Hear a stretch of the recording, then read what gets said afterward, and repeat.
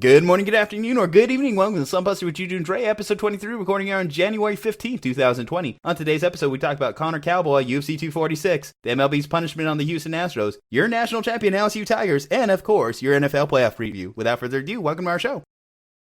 It's a trifecta that very few have achieved. Win the Heisman, perfect season, national championship.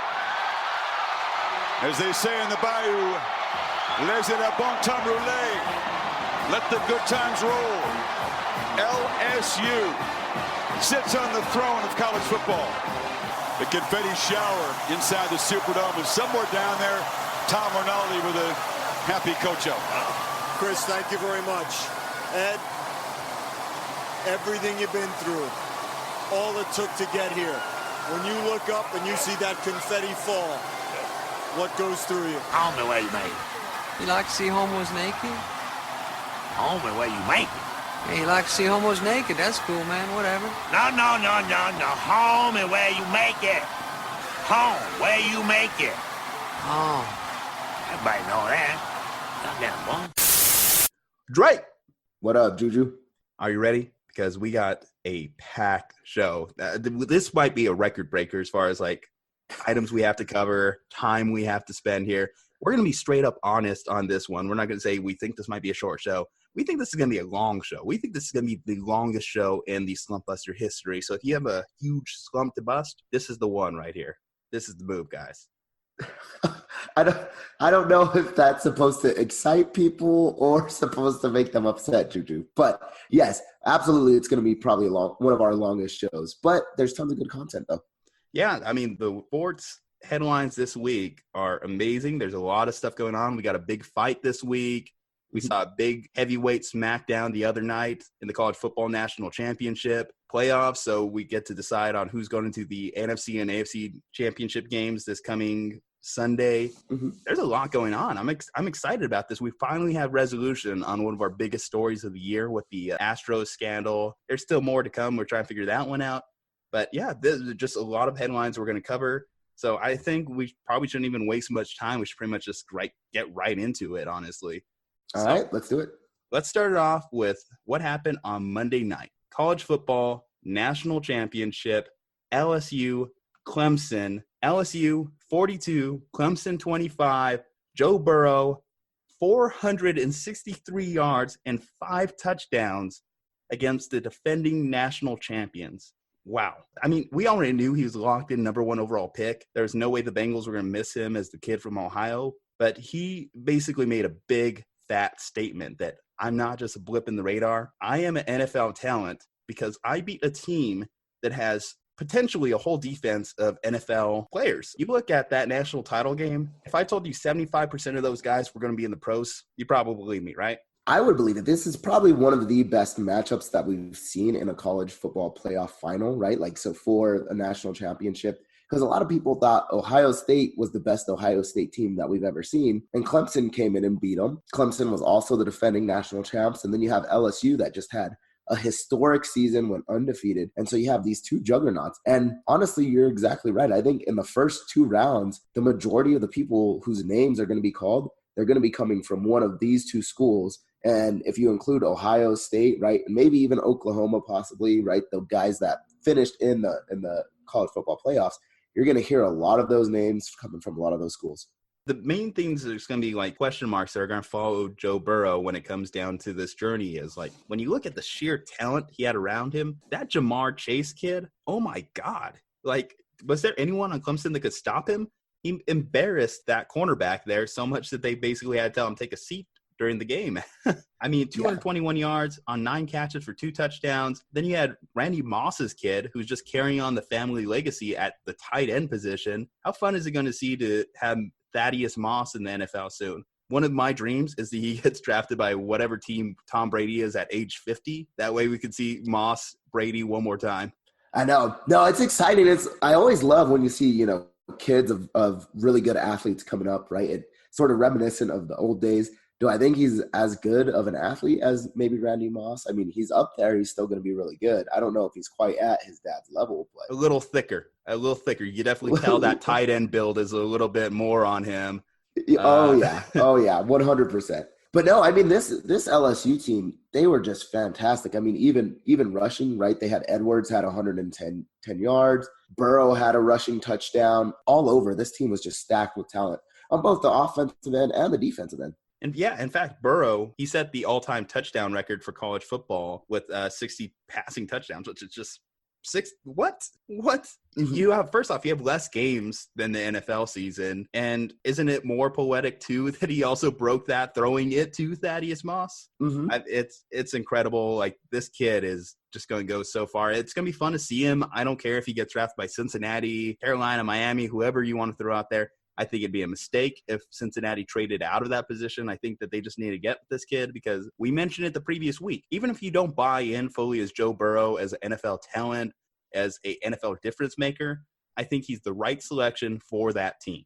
Oh, yeah. And, well, here's what impressed me really about this game is that Joe Burrow, like Clemson, a lot of people had Clemson as being the number one defense in college football, right? And if not number one, definitely up there within probably the top 5. And they were throwing everything they could at Joe Burrow. And Joe Burrow got hit a few times, and he got right back up and was able to make those adjustments. He was able to audible. He was able to read the defense. He saw everything that was coming, and he just did a fantastic job. I mean, anybody that can adjust to that level of defense, right? In Clemson, a lot of times it gets touted as basically a pro-level defense, and he was able to make those adjustments. So if if I'm in the Cincinnati spot, right, and I've got to figure out who to draft, I would 100% be comfortable with drafting Joe Burrow. And I think his floor is maybe a lot higher than people give him credit for. I know he did not pan out his first few years in college. I know a lot of people say that, it's just the Ed Orgeron system, but I think Joe Burrow is going to be fantastic at the pro level.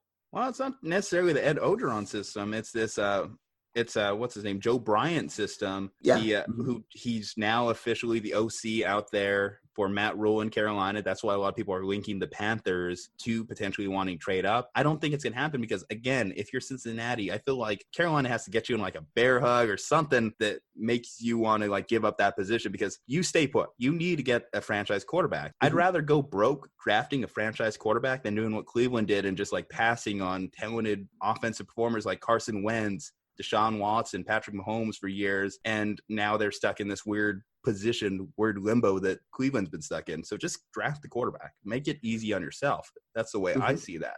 Yeah. Also, I think there is something to say about storylines, right? Is in sports, everybody likes to see a storyline. And you have an Ohio kid that went to Ohio State, things didn't pan out, he had to leave. And now you can bring him back to his home state of Ohio, and he could potentially, take your team to the next level, right? If he can get Cincinnati back into playoff contention and he's a local Ohio kid, the fans would love that. I think the NFL would love it. People would tune in to see Cincinnati games, I think. Now, granted, Cincinnati is a mess of an organization, and I almost feel bad for Joe Burrow going there. I think, if he had a really talented front office around him, Joe Burrow could do a lot of things. He's going to be much more limited in Cincinnati. We know their ownership and management isn't as good as some of these other teams. But I think there is something to be said about the storyline and it just being a good story of having him go back to his home state. Yeah, my apologies. I butchered his name. It's Joe Brady, actually, who's now the OC in Carolina. But yeah, give it to this LSU team. They were number one pretty much the entire season in a lot of people's eyes, even if the rankings didn't always reflect it. And a lot of people had their questions when they jumped to number one during the final BCS or final college football rankings. People were like, Ohio State, you can make that argument there. Clemson, defending champion, how can they drop all the way to 3? Well, they lived up to their ranking. They are, in fact, the first number one overall seed to win it since we switched over to the playoff format. So they held strong. And, God, Ed Orgeron, he just has a way with the words, man. Go Tigers. Yeah, no, I love listening to Ed O speak. And just the margins of victory that LSU had, especially in the playoffs. I mean, to win 42-25 this game. And I can't remember what the score was exactly when they played Oklahoma, but that game was never close, right? And so just the sheer level of dominance that this team had was truly special. Yeah, I mean, it's one thing to, beat up on Oklahoma. I mean, we know how bad that defense is, but again, you have so much NFL talent on the other side of the ball. Even if Clemson lost a lot of talent along the defensive line, overall, that's still a talented defense, and they made them look like chump change. Made them look like ordinary. And it's going to be interesting to see how Clemson bounces back next season. They're already the preseason number 1 overall pick in a lot of people's minds. Vegas has already picked them to be back in this game next year, hoisting up the trophy, which I can see because they still have that guy, Trevor Lawrence, on their team. And Trevor Lawrence, he didn't play as well as we would probably like. Obviously, the final game score reflects that. I do think that they got a little bit burned on that offensive pass interference towards the end of the game. I do think that, could you have called it? You probably could have tucked that one back in your pocket and just let that be a touchdown. But he showed why he's going to be the number 1 overall pick in the 2021 draft. Because, he's got everything. He's got all the tools. He can run.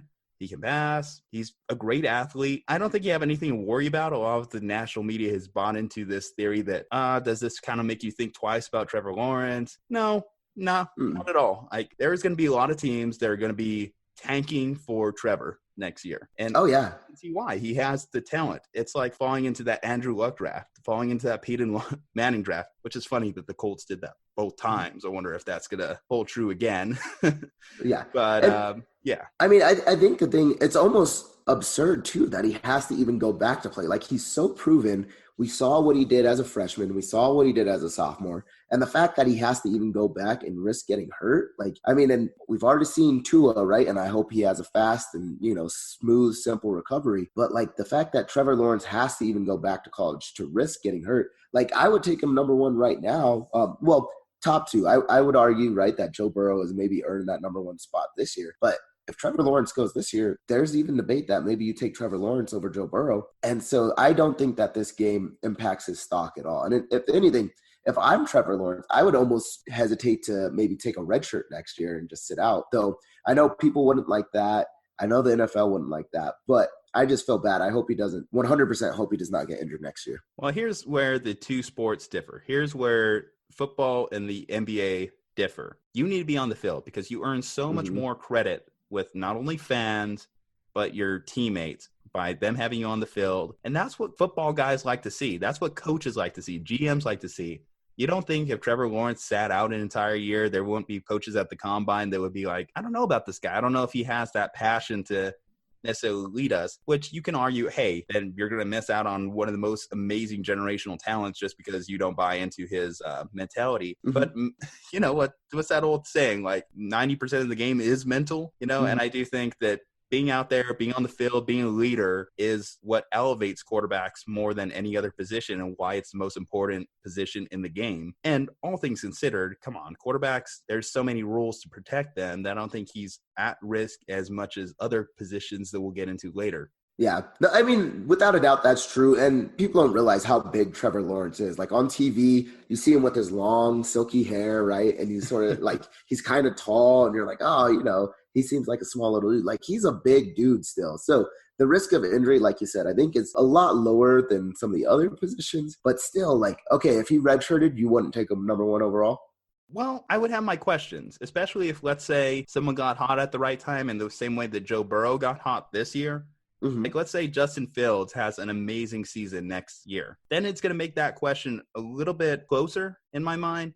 I still like Trevor Lawrence, the prospect, a little bit more just because of his physical tools, his assets. But I would look at Justin Fields as the better prospect because I saw him out on the field. I saw him balling out. He was there for his teammates, his leadership. And all things considered, if you're Trevor Lawrence, that sucks because that's also going to hurt your pocketbook. Yeah, that's true, right? And the last game would be Trevor Lawrence going out on a loss, right, if he did take a red shirt next year. And that would be the last that you would remember him. And, too, I think the big thing why football has this rule that makes players go to college, makes them play in college, is there is something to be said about allowing their bodies to develop a little bit more for the NFL game. Because when you have these just freak athletes, hell, Jadeveon Clowney had to sit back and wait a couple years before the NFL deemed him ready because your risk of injury when you're talking about just the monsters that play in the NFL is so much greater that I don't think a 19-year-old kid would be ready for that. I do think that there's something to be in an NFL strength and conditioning program versus that at the college level or even the high school level, that the younger you are,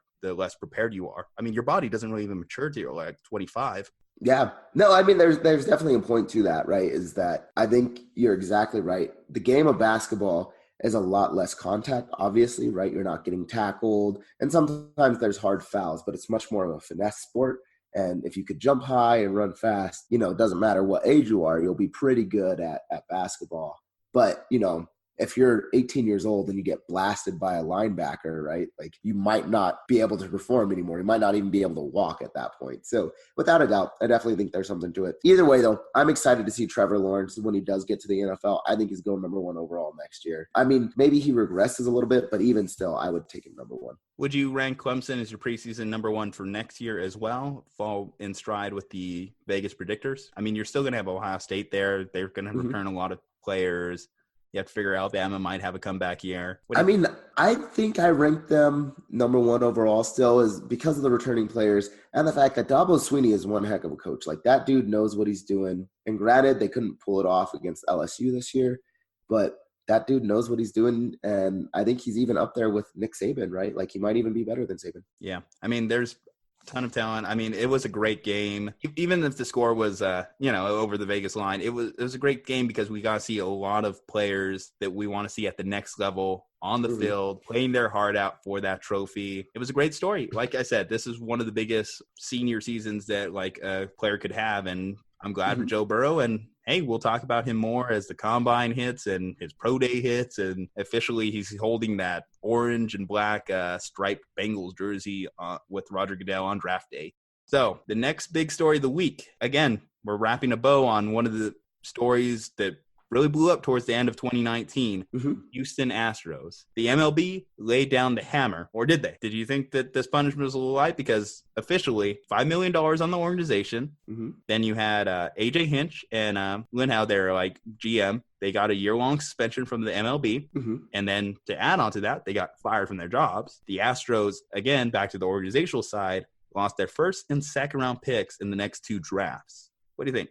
Too light, too heavy? Alex Cora, we'll talk about that one here in a little bit minute, but just from the Astros point of view. I mean, I think it's about right. I think that's about fair. And the GM and the manager, they basically signed almost a death sentence when they got caught. And that's exactly what I thought. And this is the type of punishment that I think all sports organizations need to hand out, is that when there's cheating, and it's blatant cheating, right? Like I remember the commissioner had sent out an email, sent out a notice that basically said stealing signs electronically is what is wrong, right? Like if you can memorize them in your head, you're allowed to do that, right? If you can watch games and figure out, okay, here's what's coming, you're allowed to do that. But stealing signs electronically, they explicitly said that is breaking the rules. And what happened? They blatantly broke the rules. They used it to get some type of advantage. And the league, I think, dropped the hammer enough to basically deter anybody from wanting to do that again. Like if I'm a GM, I'm looking at that and saying, is it worth me risking basically the rest of my career if I get caught? Well, the funny thing about that is the GM, he was never really like implicated in like the setup and the game things going with the whole trash can banging situation. But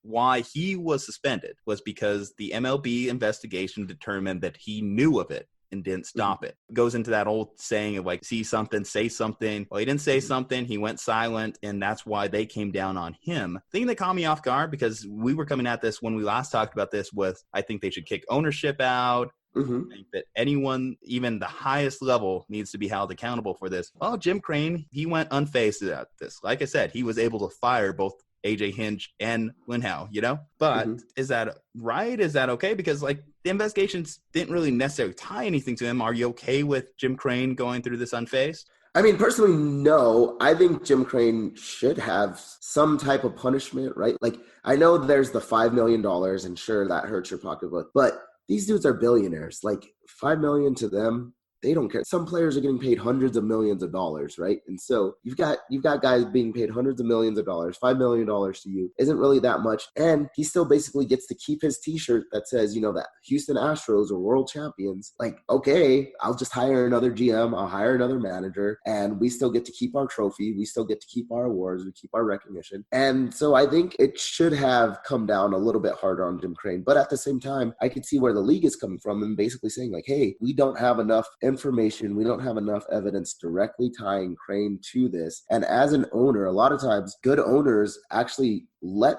GMs and managers handle everything that's on the field or on the court, and they remove their hands from it. They wash their hands from it and they sit up in their owner's box and they watch the game every time, right? And they don't know what's necessarily going on down on the field or down on the court. And I do believe that there is the chance, right, that Jim Crane did not know anything about it, and therefore it is difficult to punish him. But like I said, I don't know if it necessarily deters Jim Crane from hiring sort of those sketchy general managers that are willing to push the envelope, because Crane basically comes away from it unscathed. And like I said, he gets to keep his championship, his world championship. You mentioned he gets to keep his world championship. That's another factor in this. The MLB made the decision to not officially pull the World Series trophies away from them, take the rings away, mark them from the record books, or put an asterisk next to them.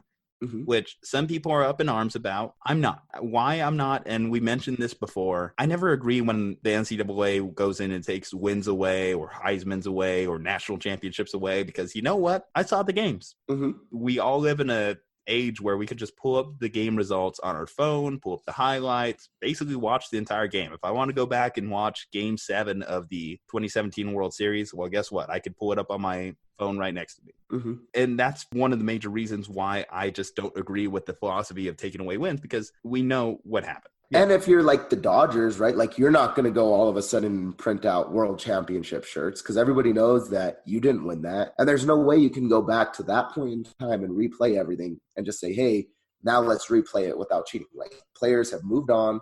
They're on different teams. Players are older, right? Like, we've moved on since 2 seasons ago or whatever, right? 3 seasons ago. And so, yeah, there's no way you could replay it. If you put an asterisk next to it, there's no way that the other team can say, well, we're the real champs then. Like, it just makes everything tacky, right? And yeah, it's just not a good situation. Yeah, hold them more accountable to the court of public perception, because history books will basically write for years to come on what happened and how this World Series is viewed. I don't think there's any walking away from the fact that people will forever look at the 2017 World Series as a tainted World Series, regardless if the trash cans even had any effect, because from my understanding on that one, they only did that during the regular season. Maybe they did in the World Series. I think it's a little harder to do given the fact that you have a screaming crowd bumping. I don't think you can really hear trash can through all that noise, but still, you're just going to look at those rings if you're like the players and think, we want it, but I don't feel good about it. And that pivot to the next point here. No player suspensions. Are you surprised that we didn't have this? I mean, players are obviously involved in this. They have to know what those trash can bangings mean, right? Yeah, absolutely. And I'm really surprised that there wasn't any punishments that I know of, right, handed out to players. And so the players, if anybody, they were able to profit off of this scheme more so than even the GM and manager, right? Like,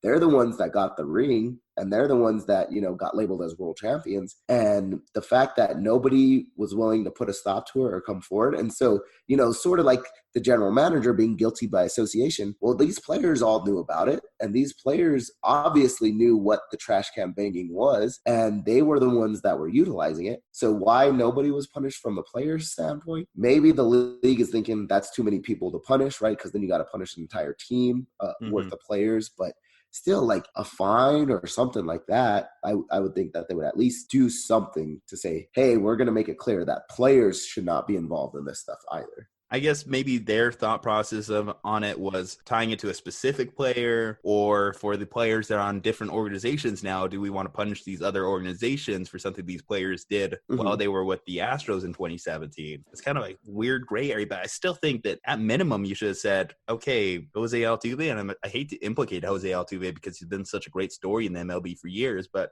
yeah. Sorry, man, you get a 60-game suspension. Even if it's just half a season, that's still, it's something. It's money out of his pocketbook. It's leave without pay. And I think that some of these players should have been impacted in a way because they were the ones that actively participated, like you said, benefited from it on the field. They were more involved than Linnau in this whole situation. No, and I think that is really the issue is how do you make it a fair punishment to all players that were involved, even if they're not necessarily on that team anymore, without being unfair to the organization that has picked them up since, right? And to me, I think the best way to do that is just a personal fine on the players and just say, hey, we're taking money out of your pocketbook then, right? Like, we're not, we can't necessarily ban you for any number of games, because if you do it to, let's say, an Altuve, right? Well, then Altuve is going to say, well, what about all these other guys that were also involved in it, but you're not banning them because they just happened to be picked up by another team, Well, a tough thing to do about that with fines, in particular when it comes to MLB contracts, is not everyone's making the same amount. Not everyone's making superstar money. In fact, the lower level guys that haven't even got their first like big contract in the MLB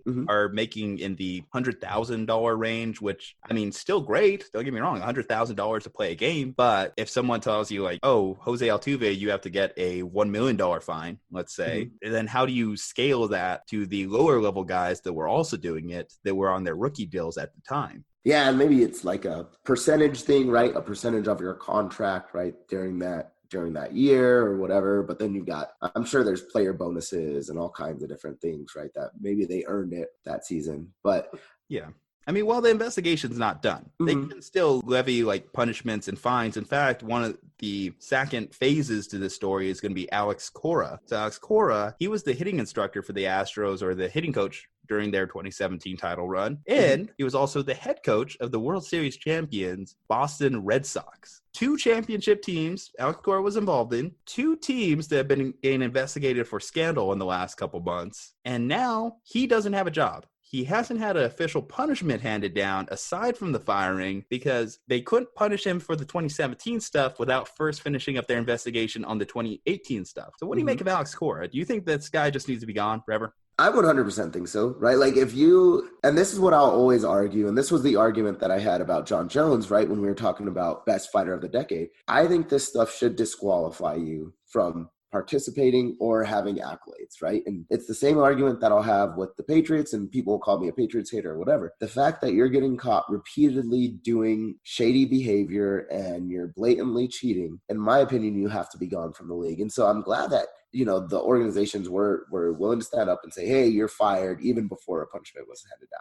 If you're the Red Sox, though, you're doing it because you don't want to have similar fines levied against your organization. I mean, they still might. I don't think the MLB is going to let them walk away unscathed if something pulls out like they were using the eye watches, which is, I think I've heard murmurs that was kind of what was involved. I think if it was like eye watches and stuff like that, it might even be worse. But which is a shame because I think that 2018 Red Sox team was one of the most talented teams that we've seen in the MLB in recent history, probably even better than 2017 Astros squad. No, and I mean, and that's the thing, and it's sad, but this also leads to the point that, like, hey, is cheating obviously giving these guys the competitive advantage, right? Is that 2017, they're able to cheat and get a competitive advantage. 2018, they're able to cheat, get a competitive advantage. And therefore, is cheating the reason why they're winning, not so much that they're very talented or really good at managing teams and all of that stuff. And I get it. Like, every team probably cheats, right? Like, baseball in general, I think there's a lot of people that try to find some type of edge, however it might be. But still, when you have a track record, especially across multiple organizations, I definitely think that warrants you being barred from the league. And what do you think this means, though, for Major League Baseball? Because you have 2 championships that have kind of like a stain on them. In recent history, yeah, you levied the punishments. Yeah, you came down hard on these organizations, or so we think right now, again, waiting on the Red Sox decision. But that's like the second biggest like scandal in the last 20 years for the Major League Baseball. So you had the steroid scandal in the early 2000s, which Bud Selig almost encouraged until the point he couldn't encourage anymore. And then Ron Manfred, I mean, I don't think he's actively telling players like, oh yeah, go out there and steal each other's signs. Like, this is one of his biggest official decisions he's had to make as the commissioner of Major League Baseball since he's taken on that role. And I think he handled it admirably, but the point is it still happened. It still happened under your watch. And there is so much more that can be done because technology is ever increasing. We joked about the potential for cyber warfare in the MLB, like literal satellites spying down on people. But I mean, these organizations have money and like technology keeps getting better. And every generation, every player is always looking for that one way to get ahead. I don't care who you are. I don't care how holier than thou you are. That's what sports are all about. You look for that competitive advantage.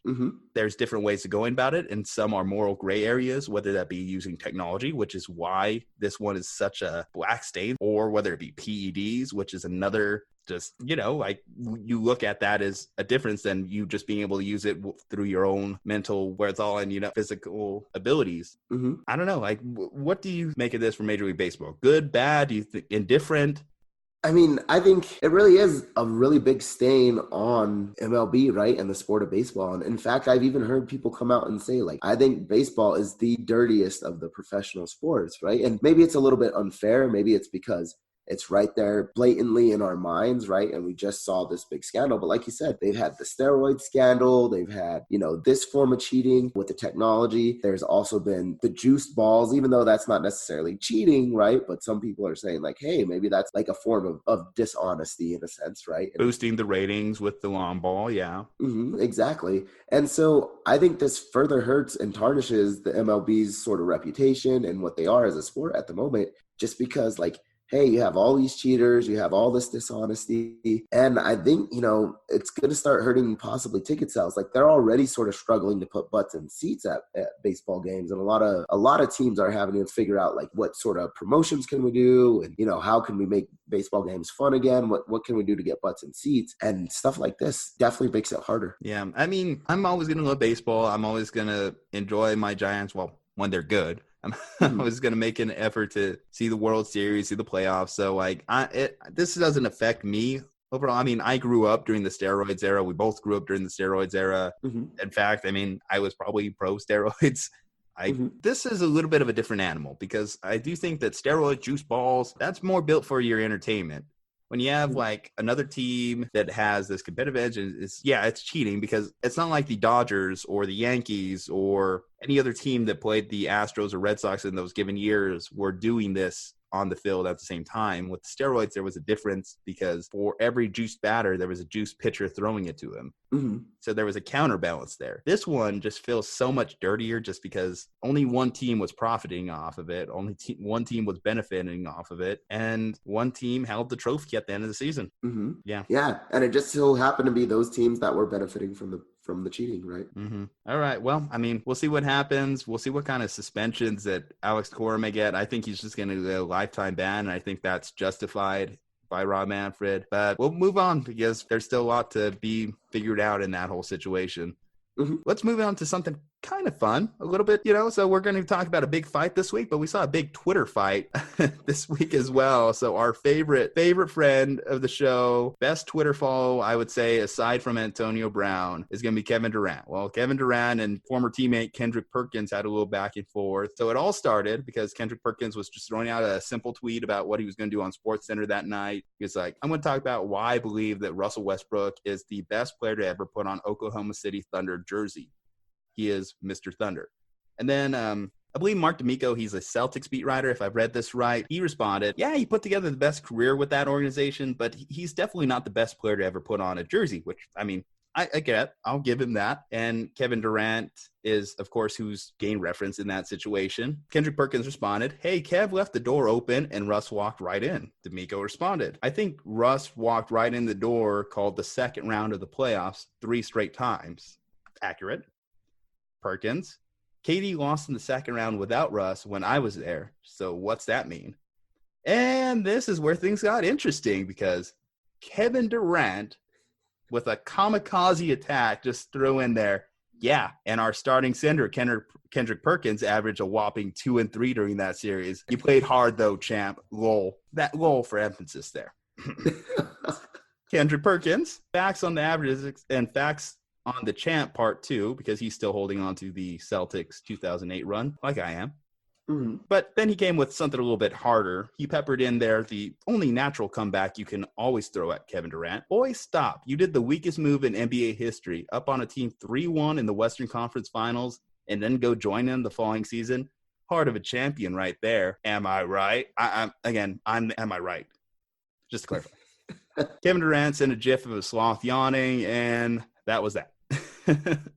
So, who won?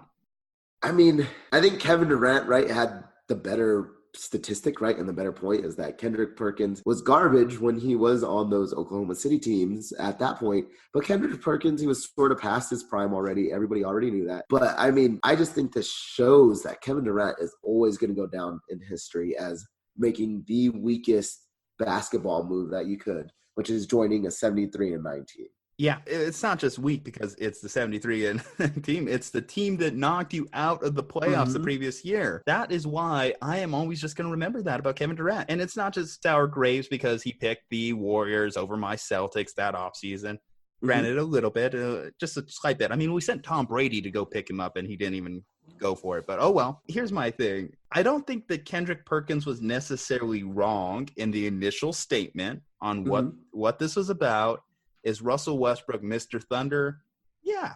I mean, I think when you think about those two players, Kevin Durant and Russell Westbrook, what they meant for the Thunder organization specifically, you got to give it a Russ.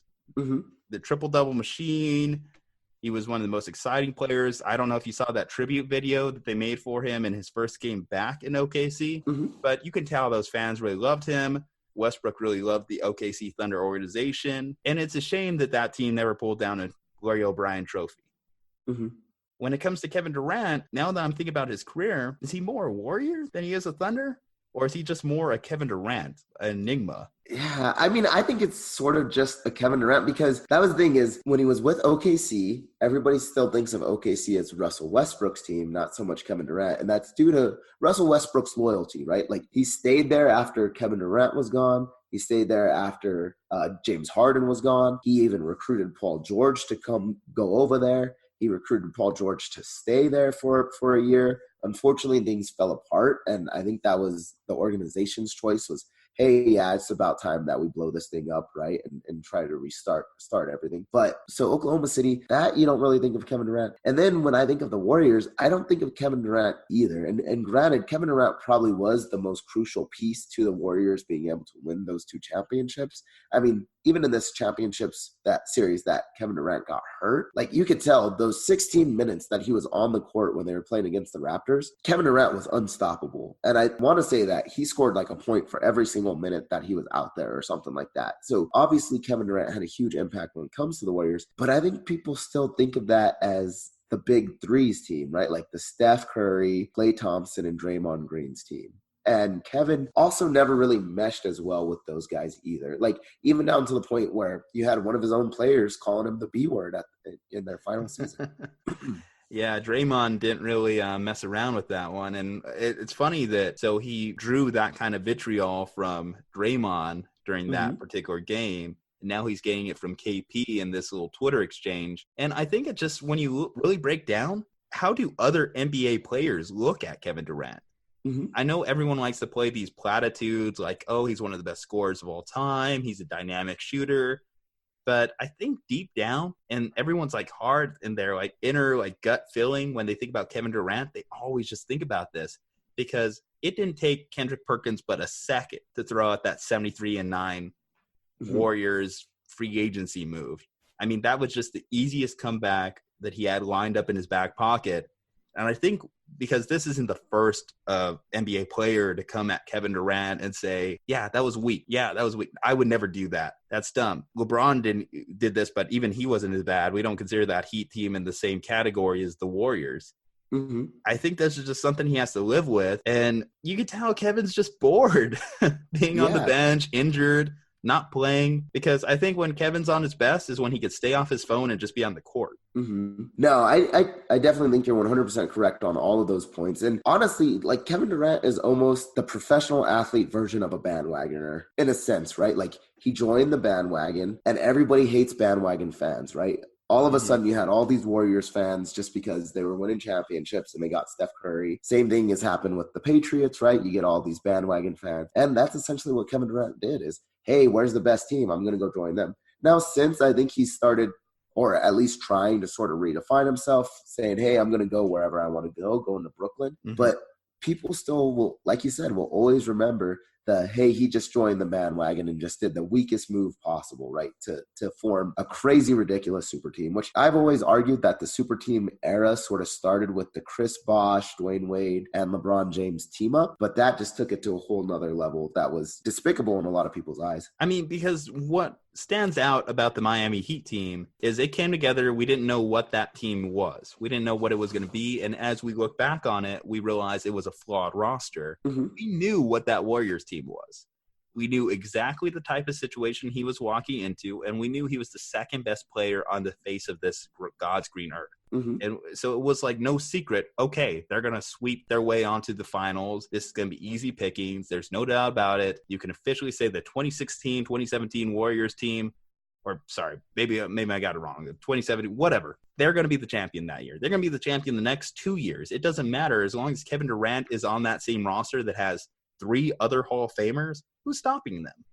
Mm-hmm. Yeah. And like I said, even arguably, the Raptors wouldn't have stopped them with Kevin Durant had he been healthy, right? And unfortunately, they rushed Kevin Durant back. And I had figured, like, hey, that looks more like Achilles, not so much like an ankle sprain or whatever the heck they said, his heel or something like that. But there was evidence that they would have won that championship had Kevin Durant been in the entire time, right? Like I said, he had scored a point for basically every minute that he was in that game that he tore his Achilles. And the game, they were starting to pull away with it. Like, they started to develop a pretty good lead, and then their lead slipped away after that gruesome injury, right? But yeah, I still think that Kevin Durant, he got a good jab in on Kendrick Perkins, but the entire world knows, like, nobody's going to remember Kendrick Perkins' stats from that OKC game, right? Like, or that OKC series.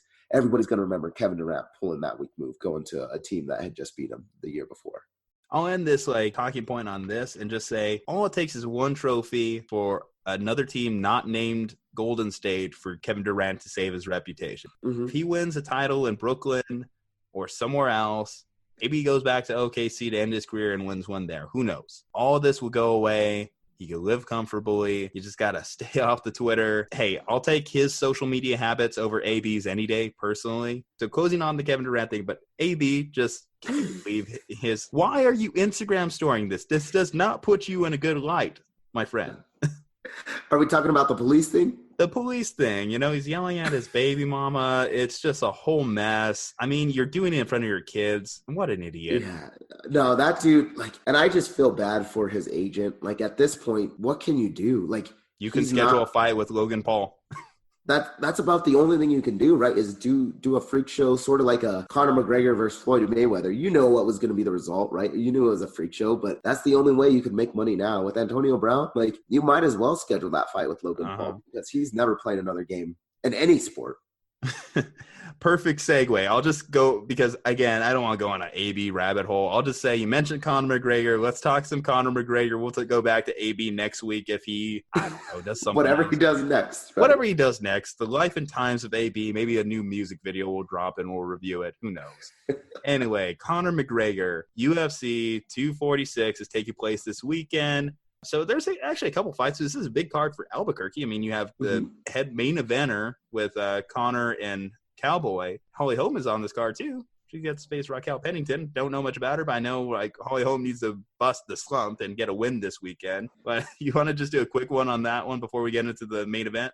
Yeah, sure. So Holly Holm, right? Obviously one of the more decorated female fighters, and especially going from her boxing career into her MMA career. I think she is slightly bigger from what I can remember, though I might not have that exactly right, but I'm pretty sure she is a little bit taller, a little bit leaner. She's 12-5 in her record. Raquel Pennington is 10-8, right? So yeah.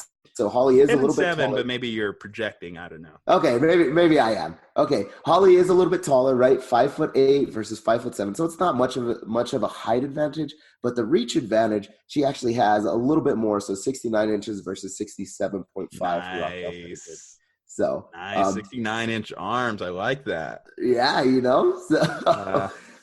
So we'll see if any banging goes on, right, in the octagon, if Holly Holm's able to bang her up, so to speak, right? So, well, you know, I mean, hey, the way I see this when I look at Raquel's like record, I'm thinking this is the UFC saying we got to get Holly a win here. This losing streak has been bad for her, but speaks to her that she's still in the co-main event and kind of says that she's still living off of that Ronda win at this point. Mm-hmm.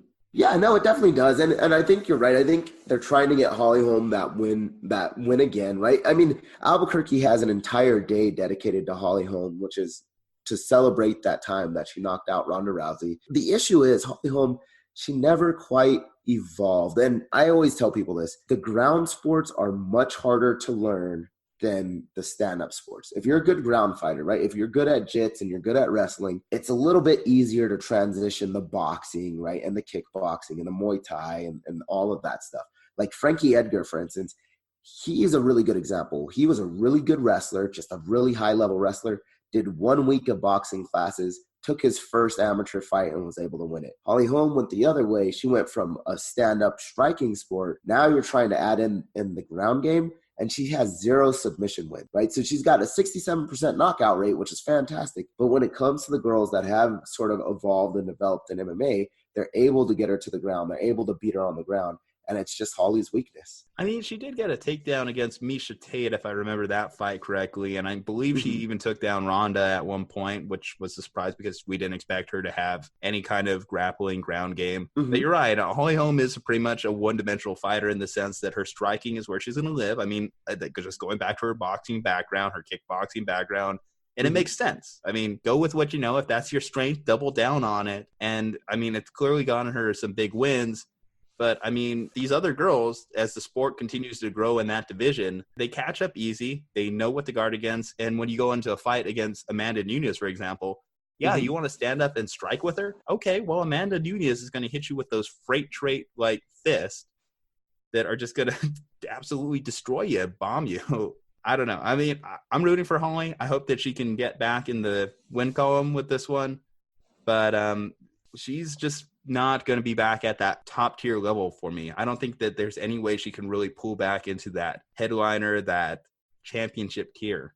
Yeah. And I mean, all of her losses have been fairly decent losses, but she's on, I want to say a little bit of a losing streak, or definitely even if she has won one in like her past 2 or 3 fights, like I know she's lost. The majority of her losses have come as of late. I'm going to go with Holly Holm still. One, because, you know, she's from Albuquerque, went to Manzano High School. I love Holly Holm. We have Holly Holm Day, right? So I've got to root for her. I can see this being a little bit sticky, though. I mean, Raquel, like I said, is a lot better on the ground than she is, better at the takedown. So if you tell me Holly Holm gets submitted somehow, it wouldn't amaze me, right? I wouldn't lose my mind. But I'm still going to go with Holly. I think she does have a slight height and reach advantage, right? The kicking, like her leg length is a little bit longer. And so I'm going to go with Holly in this one.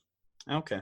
When we talk about Holly Holm, obviously we mentioned that her propensity to be on her feet and try and strike more, which is going to be a big part of the main event fight. Conor and Cowboy, they had their post-fight like interview, or the pre-fight interviews. The presser was today. And Cowboy came up with some interesting comments, a lot of comments that kind of went against the grain of what people were thinking was going to happen going into this fight. He wants to stand up on his toes across from Conor and strike with him because he said, okay, Conor's going to throw a couple punches and I'm going to head kick him. Do you think this is a smart move for Cowboy? Because I'm not feeling it. I 100% think this is the worst idea, right? Like if I can... So, you know, we talked about cheating and stealing place or signs, right? And stealing playbooks and all this stuff. Imagine that I can steal a playbook from the opponent and give it to you, Juju. And it's 100% legal. And I'm like, here's the playbook. You just got to follow this, right? And I'm going to almost guarantee you get a win. And imagine you throwing that playbook out and you're like, no, I'm just going to wing it, right? like that's basically what this sounds like. Like the playbook is you take Conor McGregor to the ground and you submit him. Like that's how he has all his losses. You take him to the ground and you submit him. That's just the way that it works. When he fought Nate Diaz, what did Nate Diaz do? Granted, he boxed him up a little bit and you could tell that Conor was either starting to gas or he had been rocked a little bit. Sloppy shot from Conor. Diaz spun behind him, was able to choke him out, got him on the ground, choked him out, beat him, right? When we look at Khabib Nurmagomedov, those takedowns were relentless. He was basically taking him down at will for about 3 rounds straight. What happened? Took him down to the ground, choked him out, beat him. The Chad Mendes fight, you could argue that Chad Mendes was winning that fight up until the point that Mendes got gassed. And, of course, he got beat up a little bit. I've got to give it to Conor. Conor's a great striker, and he was able to hit Mendes with some good body shots. But I think a lot of it was Mendes was a little bit out of shape. He didn't have a full training camp, only 2 weeks. But, again, Mendes was winning that fight. He was taking Conor down. Conor didn't have very many answers on the ground, and Mendes probably would have won that fight had he had a full training camp. And again, the game plan, you take Conor down, you can beat him. If you stand with Conor, the dude is a dangerous striker, like with 100%. As much as as much as Conor gets on my nerves, and I don't necessarily like Conor personally, he is a fantastic, phenomenal striker. He is a talented fighter, and he does have power that can knock you out. Going up a weight class, I don't know if that power still exists, but I would not take my chances. I think that power is still going to be there, and I think Cerrone, if he tries to stand toe-to-toe and box with Conor, he's going to lose that fight. I don't know if he cares whether he wins or loses this fight, because I think he's mostly focusing perhaps on the payday. Maybe this is a misdirect. Do you think there's any potential for that? Like, oh, okay, like, you know what? We're going to stay on the ground. Psych, round one, I'm going to shoot, get a takedown, and try and submit Conor. Because, I mean, that'd be a bold strategy, right? Like, hey, I'm going to strike you. Psych, I'm going to come out there with some takedowns. I mean, no, I don't think that's Donald Cerrone's game, to be honest. And Cowboy does like to stand up and bang, and he is a really good kickboxer. And so I really do think that Cowboy's sincere and that, hey, I'm going to try to go in there and knock Conor out. And a lot of times where we see Cerrone get onto the ground, even though he's a much better fighter on the ground than Conor is, he has a 47% submission percentage, right? Like, that to me is telling me that Cowboy needs to go take it to the ground to submit him. But a lot of times where we end up seeing it is after he's stood up a little bit and somebody's either dazed, right? Or he actually gets knocked down and he has to go for an ankle lock, right? Or something like that, or a triangle as somebody's trying to ground and pound. And so Cowboy probably, to be honest, just doesn't have the takedown expertise to be able to hold Conor McGregor down, right? Like, he doesn't have the wrestling skill of a Khabib Nurmagomedov or like a Daniel Cormier, who's in a different weight class, I know. But Daniel Cormier has fantastic MMA wrestling. Cowboy doesn't quite have that. And so maybe trying the takedown game just isn't an option. But maybe it's enough. I mean, his defense for this, too, is that, well, Conor's been off for a year. Maybe he's been training, grappling this whole time, and he's going to be prepared because everyone's saying, well, go ahead and just try and take down Conor, which I guess is a fair criticism to make. But as you mentioned, the ground game is much harder to learn than on your feet. So I think if the strategy has been there for years, take this guy down, grapple with him a little, and you might be able to make him tap. Then go with that. I mean, that especially if you're Cerrone and you have a much bigger gas tank than Conor. And we don't know what Conor's gas tank is going to be coming off this layoff. Yeah, and like you said, I think, you and I, we were talking a little bit before the show, but we had said that, hey, Conor McGregor, his big claim right now is that he's been 4 months sober. So you're telling me that you just stopped drinking 4 months ago, and now you have to get up to weight, right? You have to get up to 170, whereas Donald Cerrone has fought at 170 and cuts down to 55. Conor McGregor is going the opposite. He used to be down at 45, then 55. Now you're trying to get up to 70, and you're only 4 months removed from being a drunk. Like, that to me is a little bit worrisome. I mean, as far as their reach and leg reach, they're about the same, right? So Cowboy actually is a little bit shorter of a reach, only by an inch, so 73 inches compared to 74. Leg reach, Cowboy's a little bit longer at about half an inch, but Cowboy's, a lot taller than what McGregor's used to fighting, right? So Cowboy he's 6'1" compared to McGregor, who's 5'9". And a lot of times McGregor has had success down at 45 just because he was so much bigger than everybody, right? Like, he was a lot bigger than Jose Aldo. He was a lot bigger than Chad Mendez. But now that you're starting to get guys that are like his own size, like I said, I think he still has power, but Cowboy's used to taking hard hits from dudes that are a lot bigger than Conor. And so just because Conor has that same power as maybe what he was at 145, how's that compared to, say, like a Tyrone Woodley, right? And guys like that, or a Kamaru Usman. I mean, sometimes it's not necessarily all about like the weight, the body type, because some guys are just naturally strong no matter what weight class they fight or wrestle in. I mean, without a doubt. Yeah. I mean, I'll even like, not to mention my own high school wars, but I'll even mention like back when I used to wrestle up, there would be some times where I would be just strong as like the guy who was 20, 30 pounds above me. It's just a matter of like what your physical attributes are. And maybe Conor has the abilities to fight at those higher weight classes. I guess we just got to see it first. I have this fear though. I feel like Conor's just trying to do too much at once. Like, he's trying to make up for all this lost time because he's talking about he wants to fight Manny Pacquiao, or he's working on fighting Manny Pacquiao.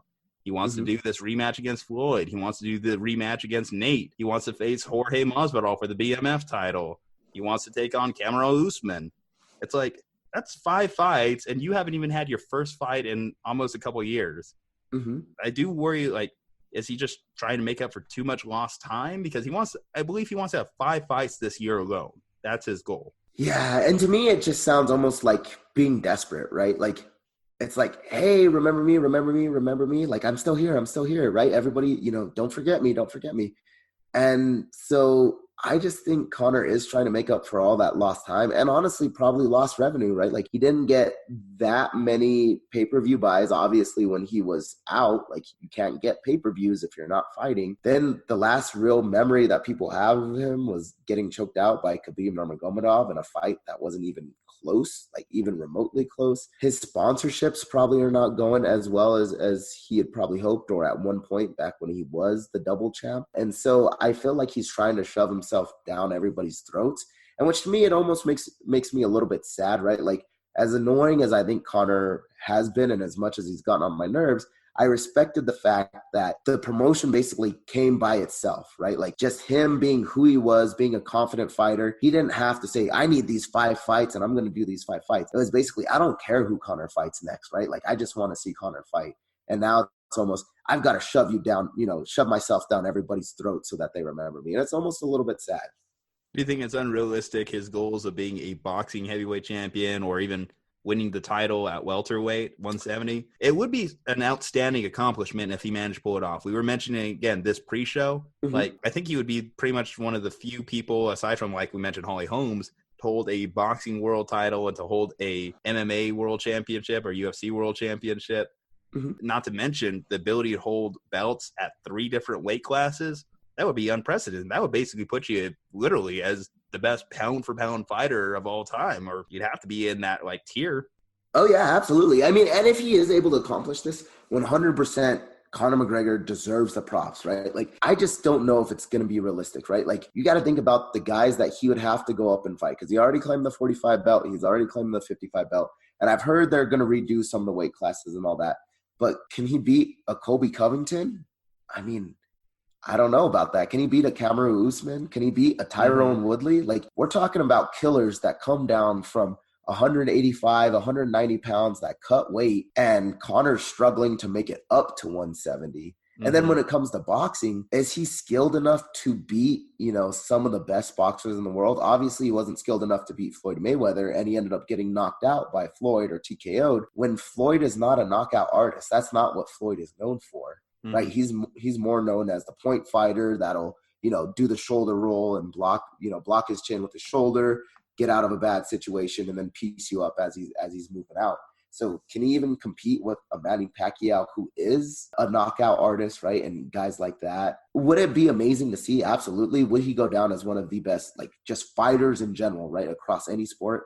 Absolutely. Is it realistic? I don't know at this moment. Yeah, I mean, he was saying, like, if I just made this minor adjustment against Floyd, I'm planning on getting that victory in the second round. It's just like, I don't know. I just don't see how you can make that comparison to one of the greatest boxers of all time.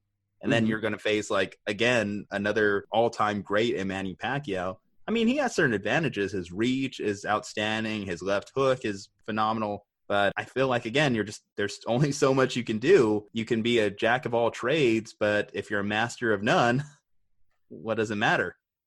Yeah. And I mean, the thing too, when it comes to boxing is 100% like a more technical striking in a sense when it comes to the hands, but that's because that's the only thing they focus on, right? So you're not focused on kicks, you're not focused on knees. And so they're very crisp and clean. And professional boxers, they see punches come in a whole lot sooner than sometimes MMA fighters, because MMA fighters, you got to focus on all of the different aspects. You got to focus on, is an elbow coming? Is a knee coming? Is a leg coming? Is a takedown coming, right? So you start to see things a little bit different when it comes to MMA versus boxing. They see those punches coming a lot quicker than you and I can.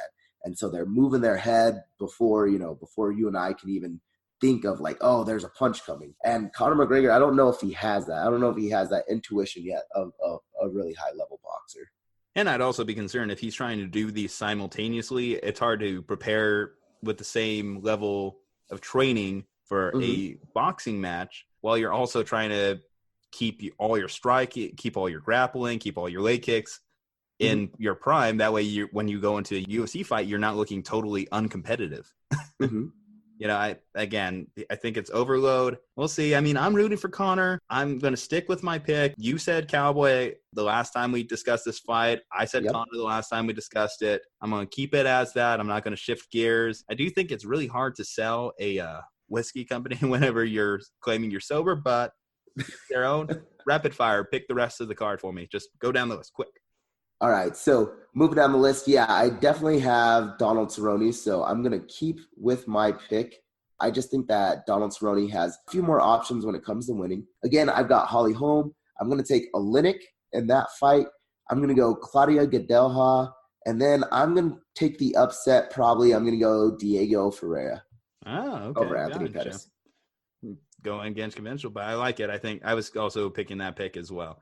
Perfect. Well, let's move on to this. I did mention last time we talked about this fight too, that it's a potential retirement fight for Conor.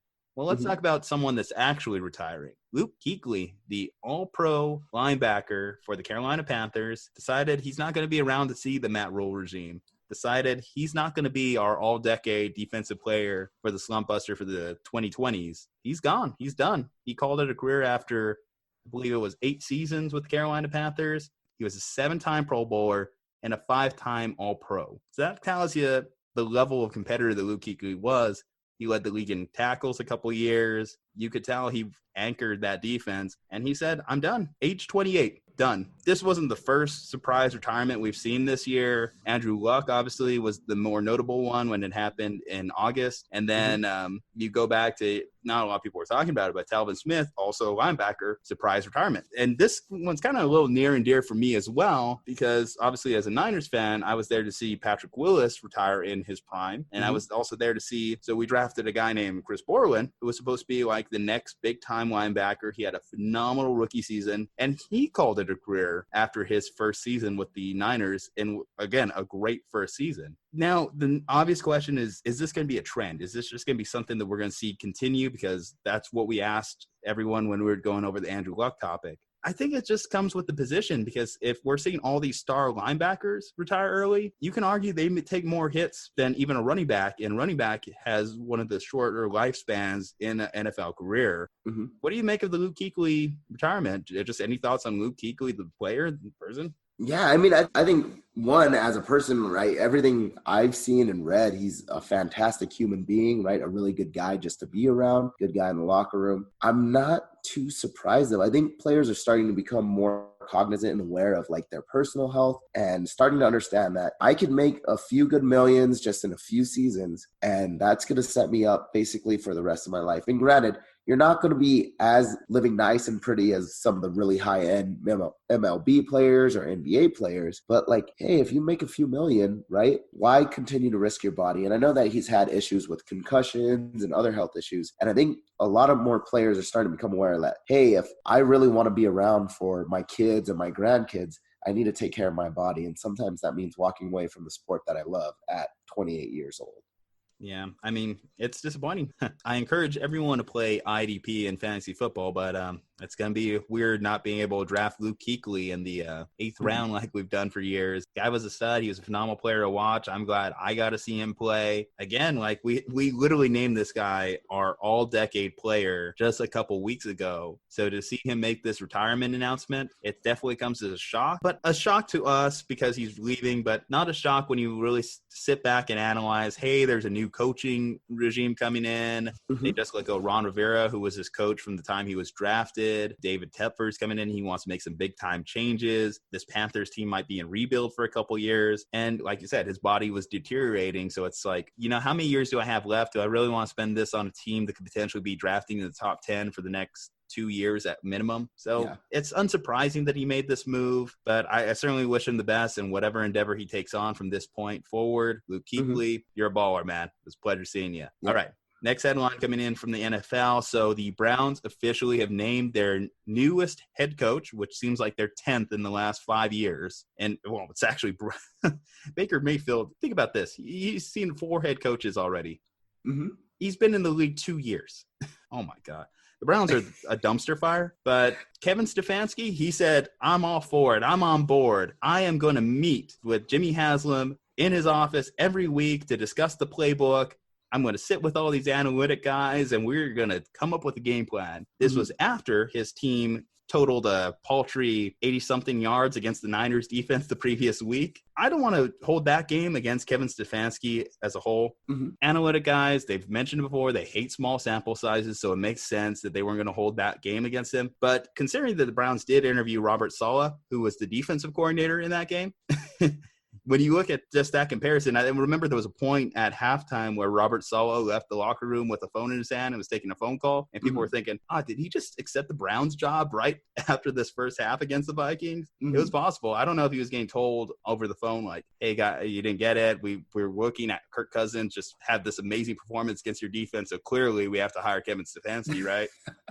Yeah, I mean, and maybe that is something to Kevin Stefanski, right, is the fact that he was able to take Kirk Cousins from being this perennial, can't beat, middle-of-the-pack teams to good teams, right, is that was always the knock on Kirk Cousins is, hey, he's overpaid and can't get over the hump of beating the really good teams. And this year, like, they had a pretty decent run. They were able to beat the Saints in the, at the Saints home. And so maybe that's sort of what did it. And that one game was sort of just the outlier. And they said, hey, that doesn't really matter. I think it's a fine hire. I'm not really like ecstatic for him. Like, it doesn't excite me, but at the same time, I'm like, it's not an awful hire. Well, I mean, you could tell that that's who they wanted to hire the previous year. So he came in second to Freddie Kitchens when they did their job search the previous season. And now Dee Podesta is the person who's taking the majority of the control in this situation. It's weird. So Dee Podesta, he doesn't even live in Cleveland. He apparently just flies in weekly and he's supposed to meet with Kevin Stefanski. I just don't agree with a lot of the exterior stuff I'm hearing from this hiring, such as, again, why does he have to meet with Jimmy Haslam each week? Like, is that a normal procedure for the owner to meet with the head coach and discuss game plan? And for him to have to submit the game plan to the analytics department on a weekly basis, it just sounds kind of gross. And, yeah. Something's off about this situation. If it works, it works. But why should I believe that the Cleveland Browns are going to be this new innovative team that are going to infuse analytics and suddenly become a world beater when over the last 5-10 years, basically our entire existence of being on this earth, they've been bad. They've been perennially bad, and they have shown no evidence to allow me to give them the benefit of the doubt. And when I start hearing these weird headlines or these weird contractual stipulations, it makes sense why a guy like Josh McDaniels basically told them to go fuck off.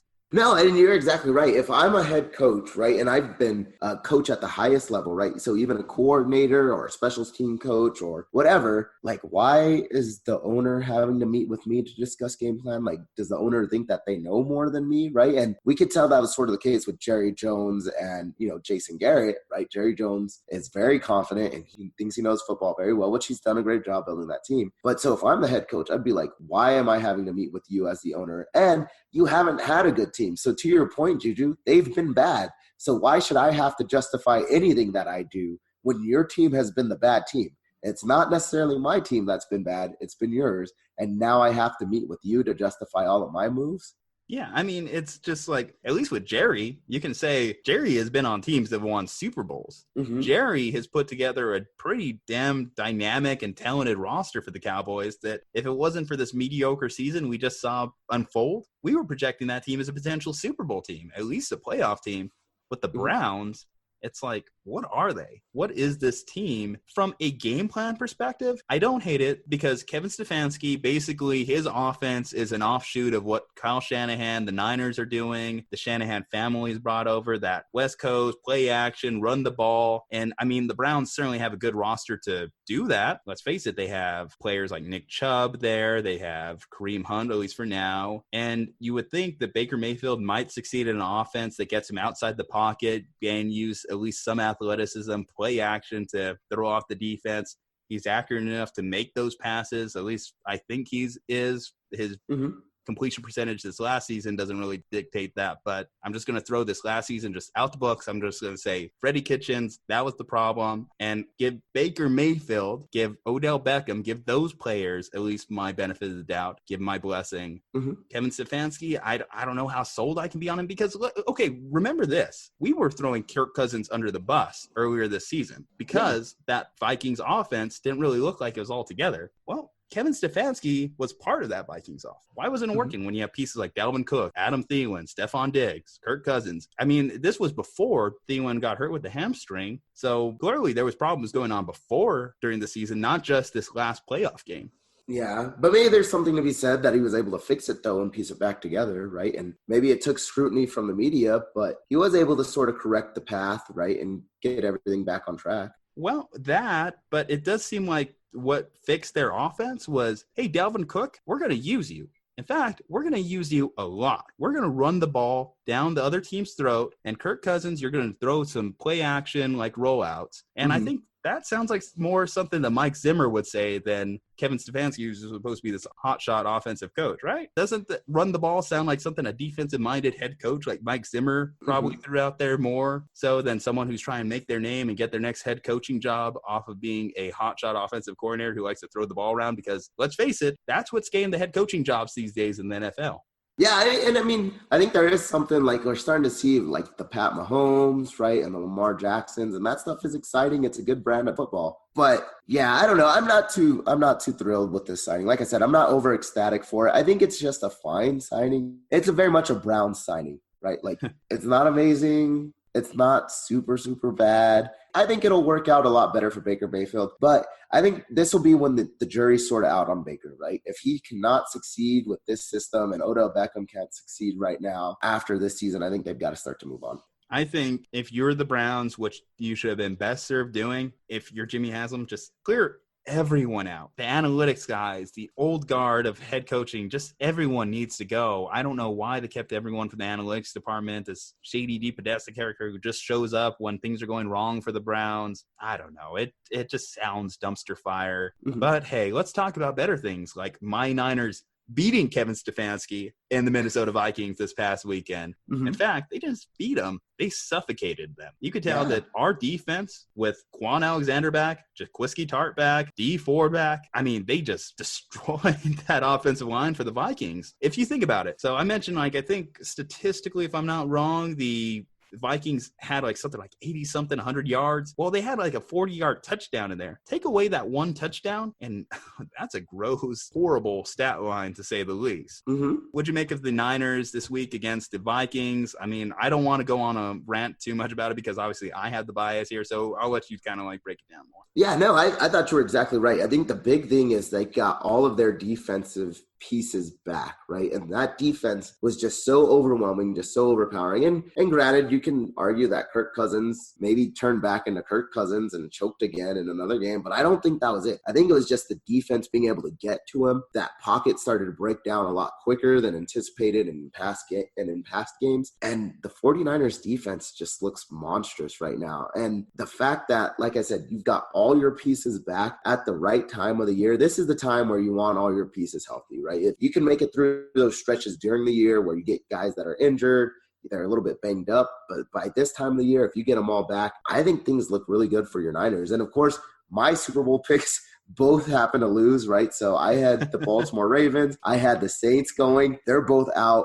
but I think your picks might be right, and I think the 49ers are definitely looking good. I think they'll put a whooping on Aaron Rodgers as well. Now, granted, Aaron Rodgers will probably throw for more yards. I think Aaron Rodgers still has it, and he's going to do his job. But we'll preview the game here in a minute for the championship Sunday. But I mean, it just tells you how important it was for that Niners team to get that first round bye because it came down to a literal inch. If Dre Greenlaw doesn't make that tackle against Jacob Hollister in that game in Seattle on Sunday night to end the year, then we're talking about the Niners not having home field advantage, not being able to rest up these guys, get healthy.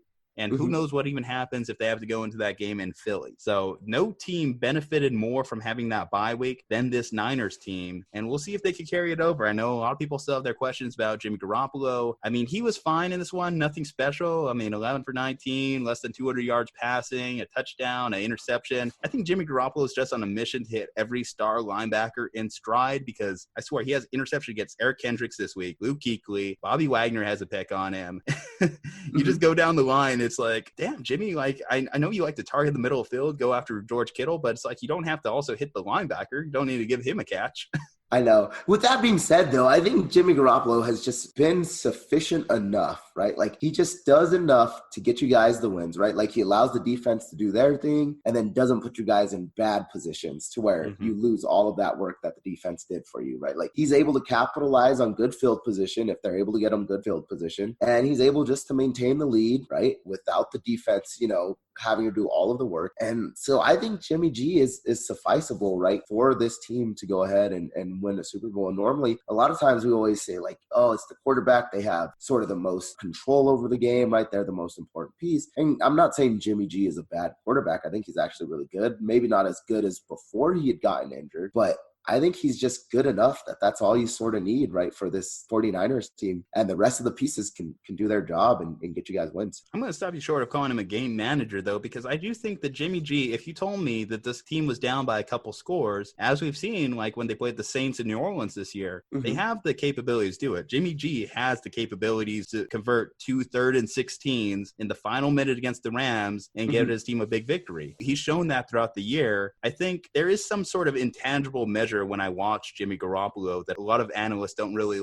care to give credit to, because when you look at how the offensive players like a Deebo Samuel, how a George Kittle rally around him, then you kind of understand that this guy is more than just a guy. He's more than just a game manager. When you compare him, for example, to let's say an Alex Smith, I don't think Alex, and that's not saying that players disrespect Alex Smith. They also understand he's a good quarterback in his own right. But I think that if you told me you had Alex Smith and Jimmy Garoppolo in a game situation and you needed to come back, down a touchdown, drive the length of the field, I feel as though I trust Jimmy more in that situation. Do you agree with me on there? No, I definitely do. And I think Jimmy is a step above game manager for sure.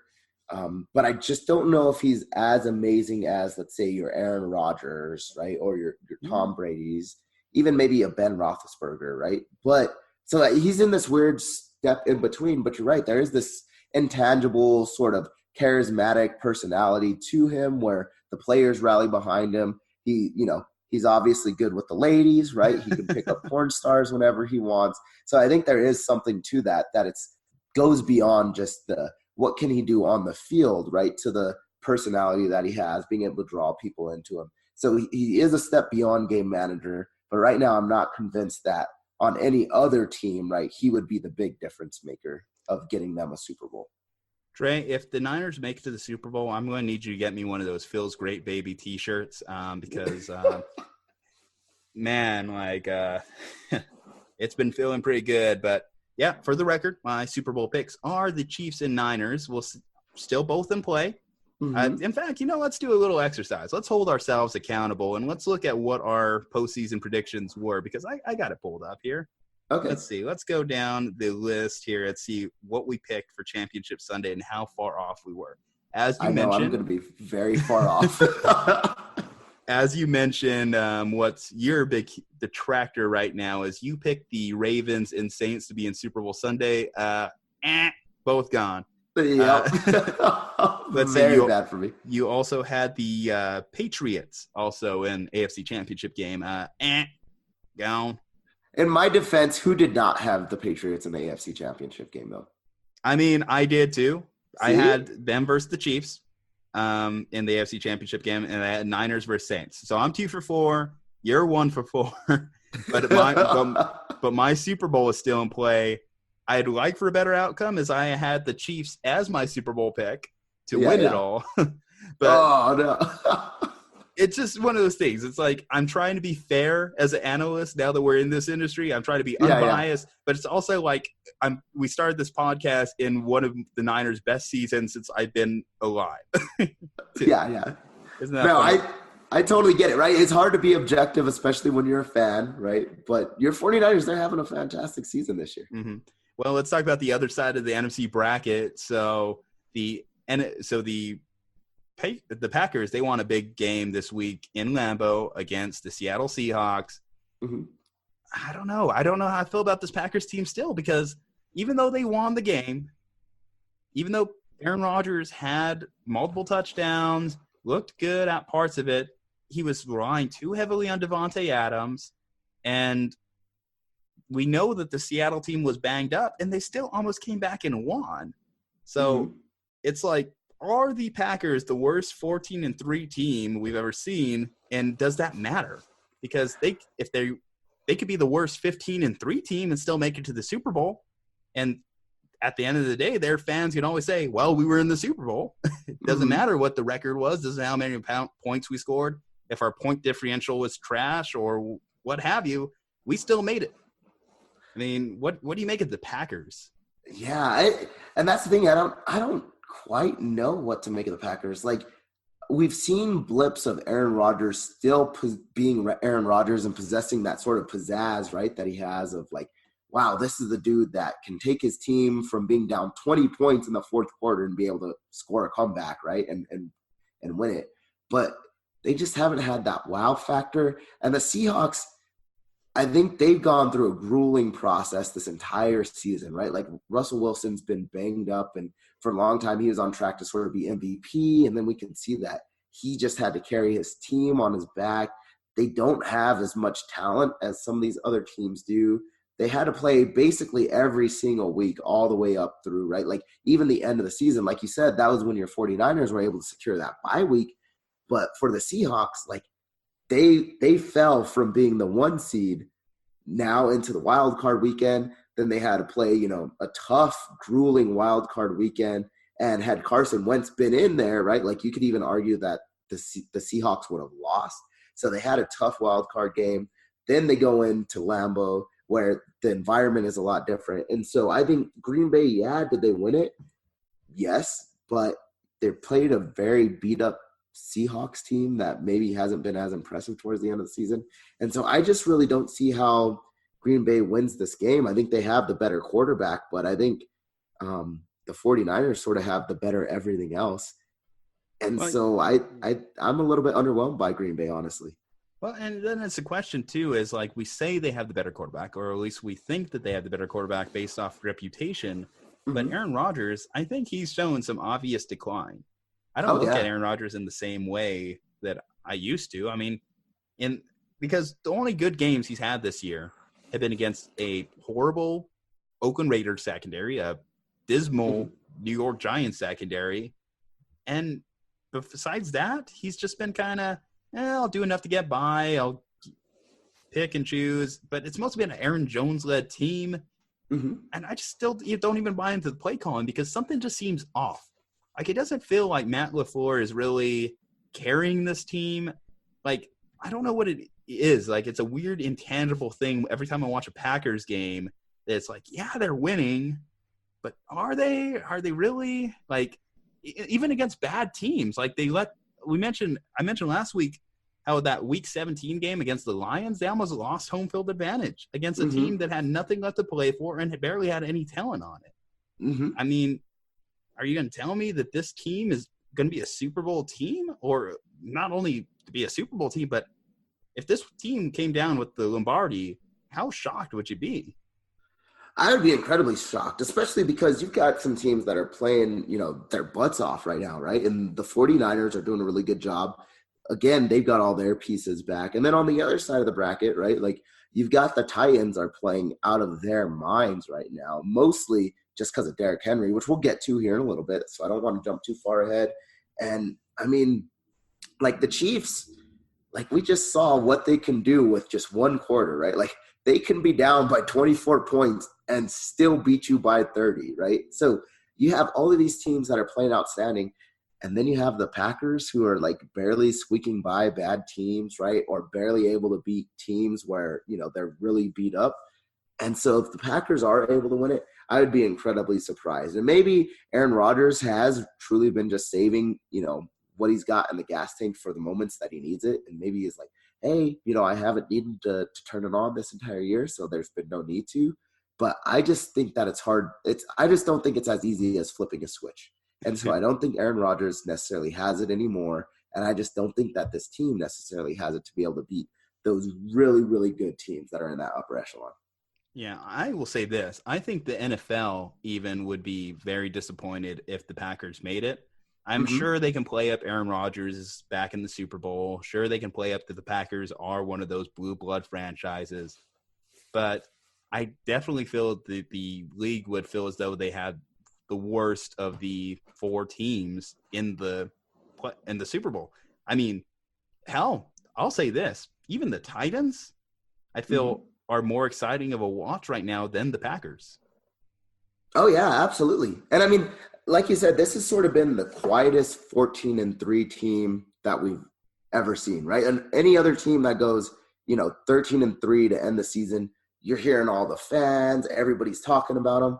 And it's just like Green Bay, oh yeah, I even forgot that they're in the playoffs, right? And so I think you're right. When they got the bye over the Saints, I was like, wait, is that how the math works? How are the Saints not the second bye?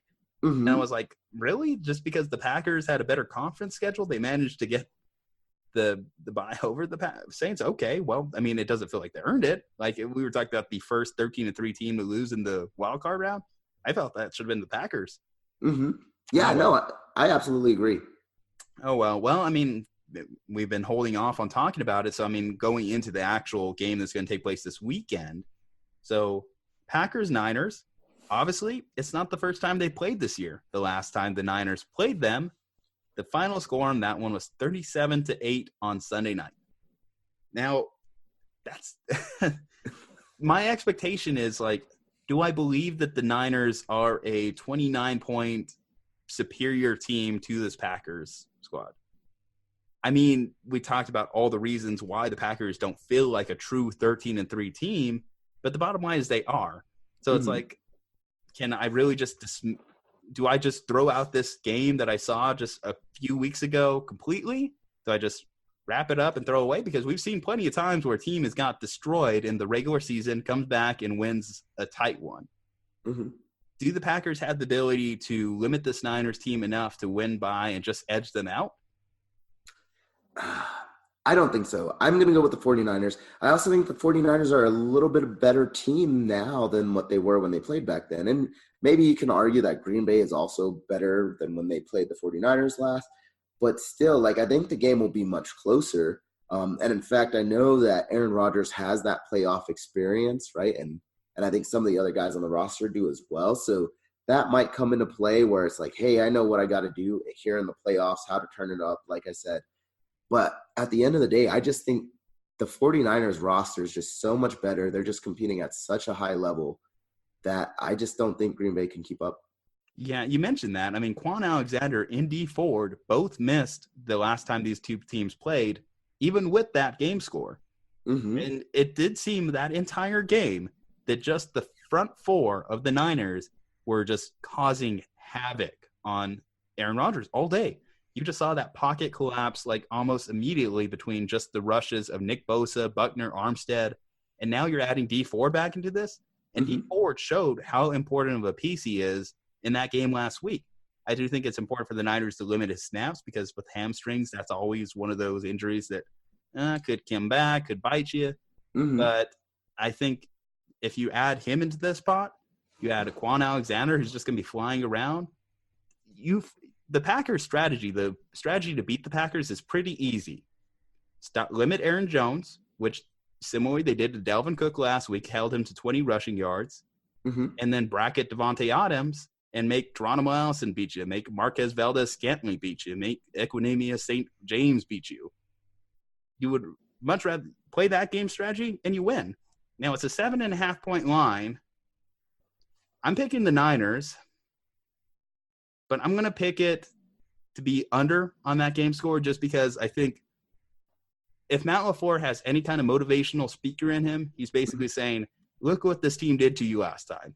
Look at this game score, And if you're the Niners, it's hard to not think to yourself, well, we destroyed this team. So I do think they come out a little bit more lax, but I do think that they ultimately are the better team, and it will be a huge disappointment, not only from a Niners fan perspective, but just I even feel from an NFL fan perspective, if the Niners were to lose this game and the Packers were to sneak into the Super Bowl.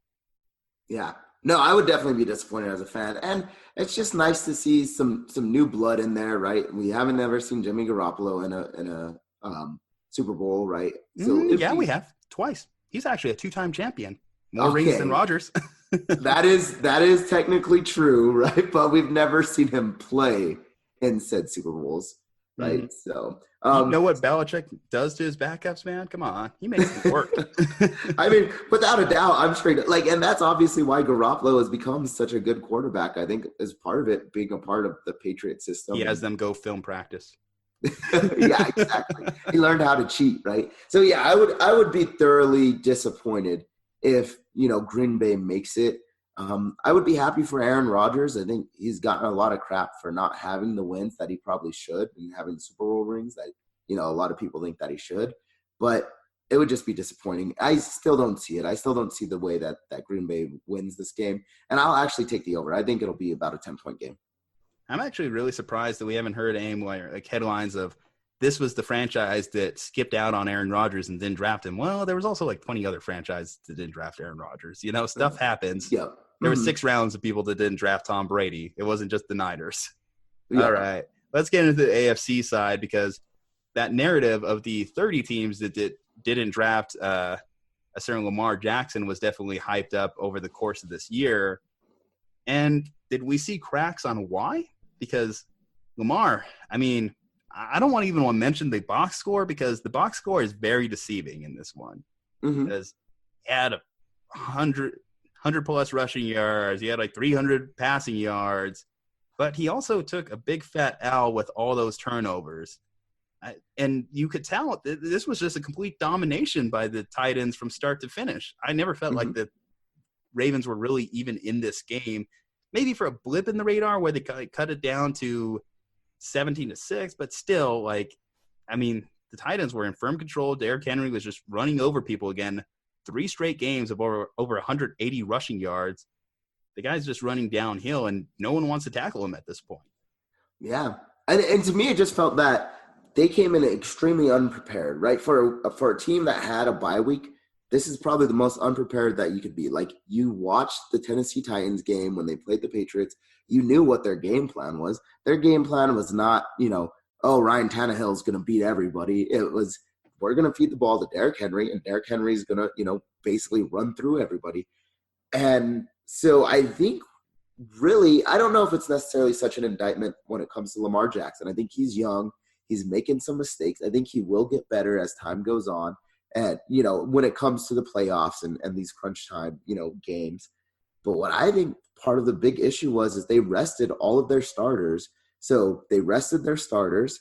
Then they had the week off for the bye week. Then you had this entire week leading up into the game. So they had basically 3 weeks off.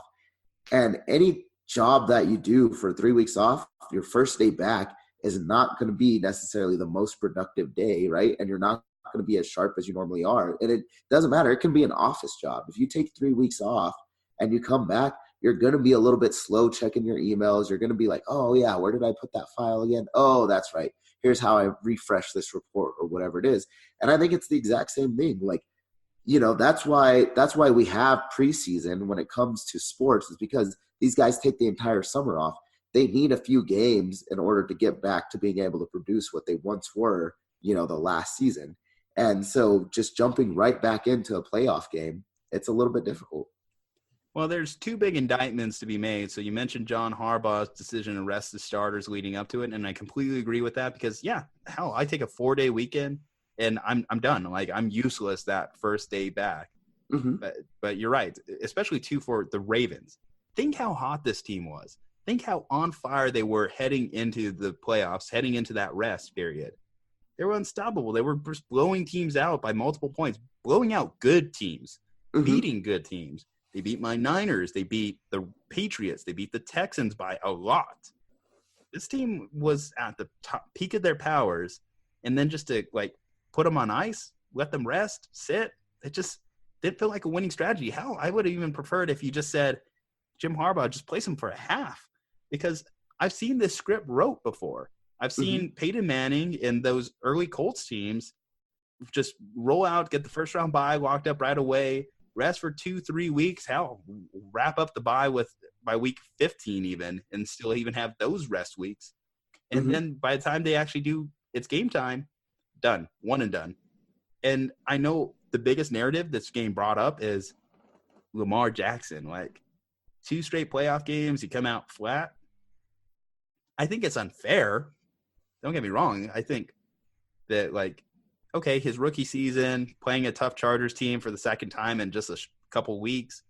Yeah, no, I mean, throw that one out the books. But, I mean, this one, I mean, we, as a viewing fan base, let's face it, the last few weeks, the last few months has been Lamar Jackson just getting shoved down our throats. Mm-hmm. And he just comes out just ice cold, like making bad decisions too, uncharacteristic decisions with the football. Mm-hmm. Yeah, and maybe it's just going to be one of those things where the moment's just a little bit too big for him. And, you know, you and I, we were discussing with Aris and some of the other Slumpbuster team, right? So shout outs to our entire team. We have conversations on a daily basis. And I threw out the question, you know, is it too soon to basically call him the Kershaw of football? And I think you're right. I think it is a little bit too soon. But maybe there's just some guys that when it comes to these big moments, they crack under the pressure. And I hope Lamar is not that, right? Because that sucks to have one of, if not the best quarterback on your roster in the entire NFL that can never win you a championship. Like, that would be probably one of the worst sort of punishments that your franchise can get, is because he's too good to move off of, right? But he's too bad to ever bring you to the promised land. Well, you know, Marlon Humphrey was flat when he said it. So he came out and said, I think the identity of this team is getting to the playoffs and choking, which is something you don't want your own players saying. Mm-hmm. Certainly not. It kind of brings down the whole mood. It's like, well, damn, dude, are we ever going to win a playoff game? Like, if we come in to work with that attitude? Mm-hmm. I think that's like a mentality you got to phase out, but it's hard not to feel that way when you're coming off a disappointing loss like that against a huge underdog in the Titans. I remember talking about this game the previous week, and we're like, well, you know, I mean, I wouldn't be surprised if you told me it was a close game. The Titans were able to keep it even at halftime. But no, they dominated this game start to finish. And there was just no point where I felt like the Ravens could even get back. And it does bring up an interesting point. It's like this offense, this type of offense they're running, because we talked about how trend-setting, groundbreaking what they were doing this year was. Mm-hmm. It's not completely new. We've seen it before. You know, we've seen Kaepernick do it before. We've seen other quarterbacks emulate some sort of version of it. And it has worked to get you those wins in the regular season. Mm-hmm. If you want to just stack up wins in the regular season as much as possible, then this could be the offense for you. But come championship time, come playoff time, we've seen less than stellar results. Is that just NFL defenses just catching up to it, or is it just like it just doesn't work in the playoffs? I mean, I think it could be a little bit like everybody sort of gets the game plan for you, right? Like you get an entire season's worth of film now, because it definitely is hard to compete with the athleticism and dynamicism of those type of quarterbacks when you don't have a whole lot of experience with them up through that year. And then you get to the playoffs, now you got entire film on them. And like athleticism and dynamicism, like I said, it starts to wane a little bit the further and further you go, right? Like it's hard to consistently perform at that level of play and that style of play for a really long time. Whereas your guys that just sort of hang out in the pocket and pass, that's a lot more sustainable in the long run. And as long as your line can protect you, right? Like you've got your options and you know what you can do. With Lamar Jackson and, you know, quarterbacks like that, they're taking a little bit more risk. They're trying to take a little bit more opportunity into their own hands, right? And a little bit more decision-making into their own hands. But with that, it just comes, you know, sort of random variables that now as you start to get towards the playoff, like sometimes those things that were going your way are no longer going your way. Well, it's going to be interesting to see what happens the following year, because Logan Ryan, the quarterback for the Titans, said that their basic game plan, and they broke it down in Madden terms, was we ran Engage 8 on him consistently. You know, great for the fans that he was able to break it down to such a simple thing. But I don't know if you know much about the Engage 8 like strategy in Madden. If you miss, it goes for a big play. That's one of the struggles of that and running that play. But Lamar was never able to take advantage of it. They just clogged up the middle of the field. Nothing was available there. And they made him throw to the outside, and he wasn't able to do that. And we saw big year 1 to year 2 growth from Lamar. But all those like old criticisms from like a Bill Polian come back. I don't know if he's accurate enough at this point. I don't know if he can really take advantage of the outside. They don't have really a great receivers on the outside, so there could be some work to be done there. But can Lamar ever get to that point where he's able to sit in the pocket and target those outside receivers? I mean, I think that's a little bit far of a stretch, right? And like you said, when it comes down to crunch time and it comes down to like high pressure situations, we always sort of revert back to what we know best. And I think Lamar Jackson, he's just always going to be one of those running quarterbacks, and he's definitely done a lot to improve as a passer. And I think we'll continue to see him improve as a passer. But will he ever get to, like you said, that stand in the pocket and pass type quarterback? I don't think so. Mm-hmm. And I think that's where a lot of the times those situations go wrong. I mean, good for the Titans. I mean, I really want the Titans to make it to the Super Bowl for strictly the fact that for an entire 2-week media cycle, we get to talk about how Mike Vrabel said he would cut off his dick to win a Super Bowl title. Time to pay up. Let's see. I just want to see, like, let's say they do hold down that Lombardi at the end of the season. You have just Roger Goodell come up with like a butcher's knife. It's like, okay, here you go, man. The big old scissors to cut like the bow cutting ceremonies or the ribbon cutting ceremonies. like here we go. Okay, other side of the bracket. So, wow, Bill O'Brien, Texans. What are you doing? So I'm watching this game. Not watching this game. I'm stuck in work, right, while this game's going on. 24-0 lead I see pile up. I'm like, okay, well, I guess we get to see Thursday night football. We get to see the Titans versus the Texans. Yay. That's the AFC Championship game everyone wants, right? And then just like, oh, the Chiefs scored a touchdown. Oh, shit, they scored another one. Oh, shit, they scored another one. Yeah. Wow, it's 28-24 right now. Game over. And they outscored the Texans 51-7 in 3 quarters. Just imagine if they were playing hard the entire game. Could they have put up 70 on this team? Absolutely. And I mean, I think this was another one of those times where it's like, hey, we're coming off of the bye week, right? Like, we're a little bit slow. But the thing that, they were able to do is they were actually able to wake up out of it, right? Like, they were not the Baltimore Ravens. They were able to say, oh, yeah, let's get our act in gear. And when they did, like, that offense is just so explosive, right? And granted, they were able to score with the defense a little bit too and do some good things on the defense.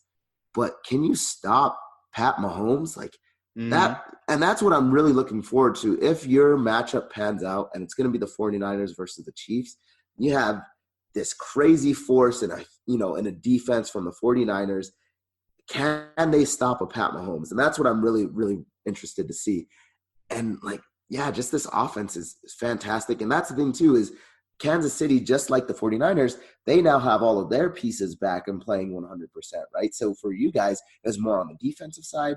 For these guys, it's more on the offensive side. And like, they got their wide receivers back and they just look fantastic. I don't know if there's any stopping this offense. Yeah, I mean, that's the difference between Patrick Mahomes and Lamar Jackson. That is because, like, when this Chiefs team falls behind, they can dig themselves back up. They could pick themselves up and get going. I just think back to, like, that Thomas Wayne speech to, like, Batman is like, why do we fall nest away?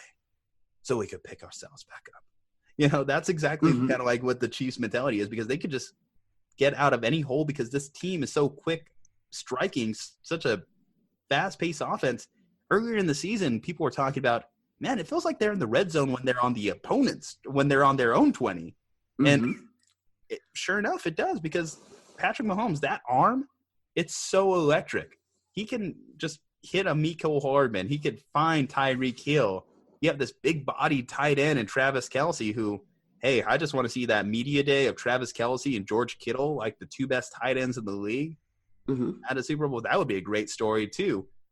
But overall, the Chiefs, I mean, we'll see I was surprised because I thought this was going to be another Andy Reid choke job when they came out as flat as they did. I'm like, great. I mean, I love you, Andy. I think you're a great coach. But, again, here we are in the playoffs, and your team is just doing this shit again.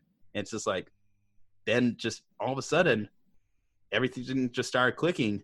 And obviously one of the big stories of this is, so the Texans have that lead, and they decide to run the fake punt in their own territory. What do you think of that decision? I mean, I'm all for if you have your like foot on an opponent's throat, just, you know, just end it, you know, just go for the kill. But I do think that you have to be a little bit more precise about it. I mean, you get it and you're a genius, but when you don't get it, you look like an idiot. Right? Yeah. And that was the thing too, is it depends on your opponent, right? Like if you're up 24-0 and let's say you're playing like the Browns, you could probably get away with that move even if it fails, right? Like, or you're playing a team like a Carolina this year, right? Or a Jacksonville that's not that great. You could probably even if that fails, you can probably get away with it. And it's like, okay, we gave up 7 points, whatever. That team's not coming back. But you got to realize you're in the playoffs. You're playing an electric offense. And, you know, it's still early. And now, like, you want to try pulling that? Like, I would have taken a more conservative approach and just said, hey, yeah, I know we want to keep our foot on the pedal, but we've also got to play it smart. And this is just going to give, you know, momentum straight to the other team. I mean, the defense that Bill O'Brien tried to put on is like, we felt as though we needed to put up 50 ourselves to be able to win this game. And that's fair when your opponent puts up 51 against you. And I do understand the strategy of it's like, well, we like our defense, but we also want to keep the ball out of Patrick Mahomes' hands as much as possible. It just, in that situation, it just didn't feel right. I mean, and Bill O'Brien, it's going to be one of the more peculiar head coaching situations because on one hand, he's getting this team to the playoffs. You know, this team keeps getting in the playoffs, but they almost had a letdown the previous week against Buffalo. And then this week, they're in the driver's seat and just everything just comes crashing down on them. It's like, is Bill O'Brien a good coach? Can he ever elevate this Texans team? Or is he also just in that limbo where it's like, yeah, I'll win you games. I'll keep you relevant. I'll keep you in the playoffs. But we're not going to win titles here. Mm-hmm. And we've seen plenty of coaches fired that are in that limbo of like, hey, you do a good job year after year and you get us to the playoffs, but you haven't delivered us to the promised land. And your job as a head coach is to bring home a ring. How long would you give him? Like if I told you, again, they go into next year's playoffs, they win one game. So let's say they do the same thing they did this year. They win the wild card round and they lose in the divisional round. Or somehow they manage to pull down a bye because obviously there's been some movement freeing up at the top of the AFC. So they sneak in there, they lose in the championship game. Do you give him a couple more years? Or because I think if he misses playoffs, that's done. He's gone.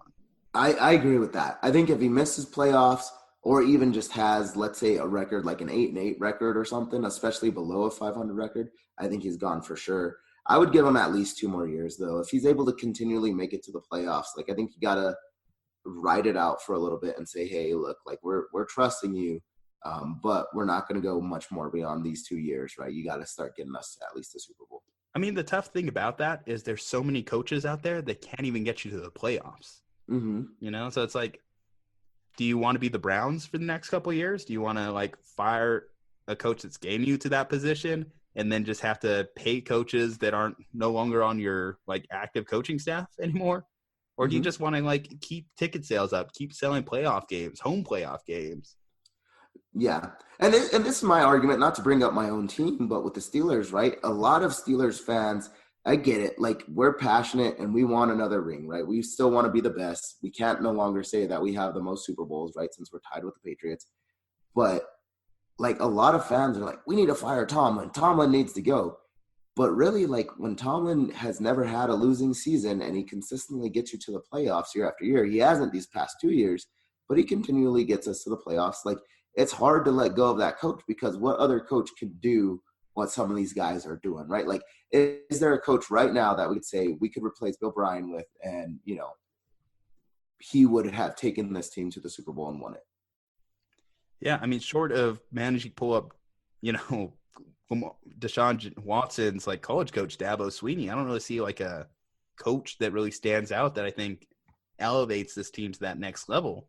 Because I think that for the most part, the Texans are doing things right. I mean, let's face it. I mean, you lost a 24-point lead in a playoff game, but you were up 24 points in a playoff game. There's 2 ways to look at that.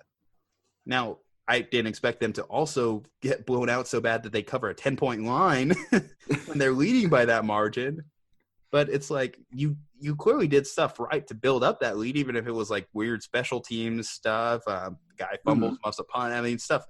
Yeah, it happens. But I mean, a lot of teams don't take advantage of that to score. I don't know. I mean, there's worse problems to have than making it to the playoffs. Trust me, I've lived through it a lot more times than not in my lifetime. So I think you give him at least a couple more years. You hope that you're in the I give you a get out of jail free card. If he doesn't even make it to the next year's playoffs, that's it. Got him. That's fine. Yeah. But like if he makes it to next year's playoffs, they maybe win one game. It's like just let it ride out, let it run. You know, I mean, we saw the Patriots start to fall off. The tough thing about it is this Chiefs team, they're going to be around for a few years. And they're going to be a nightmare for quite a few years. Ah, man. Speaking of which, so what's going to happen when they play those Tennessee Titans? I mean, so the Titans beat them earlier this year. I mean, you look at the Chiefs' record, they're one of the Chiefs' 4 losses. Can they replicate that, though? I mean, the reason when you look back at that first matchup, it was Patrick Mahomes' first game back. Yeah, and that's part of the problem, right? So it's Pat Mahomes' first game back from that injury, which Mahomes has never quite been injured before and had to spend extensive time out. And so I think some of that was maybe jitters or just shaking off the rust.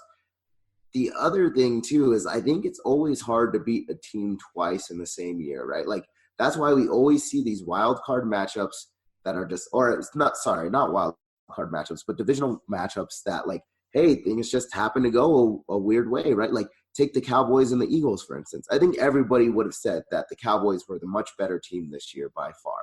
And I thought that the Cowboys would sweep the Eagles both times, but weird things just happen the second time that you play a team and they're able to pull it off. Or even Miami and the Patriots, right? Would anybody say that Miami is a better team than the Patriots this year? I don't think there's a single person on the planet that would have said that. But weird things happen the second time that you play a team, and that team's able to pull it off. And so it's difficult to beat a team 2 times in one season, and especially when it comes to the playoffs, and especially if they've got a quarterback named Pat Mahomes. Well, you would think, though, the Titans do have the perfect team to stifle this Chiefs offense. I mean, we talk about the best defense being a good offense. Well, if you are the Titans, you have this guy who could just tote the ball 30 to 40 times and just keep Patrick Mahomes off the field. Just run down that clock, play keep away.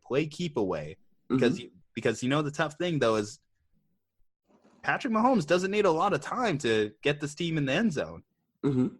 But if you could just limit the amount of possessions as much as possible, maybe that's the winning formula. The last time these two teams played, I just want to pull up the game log real quick. Derrick Henry had 188 yards in that game. This is where his rise, one of the top tier running backs in the league, started to take place.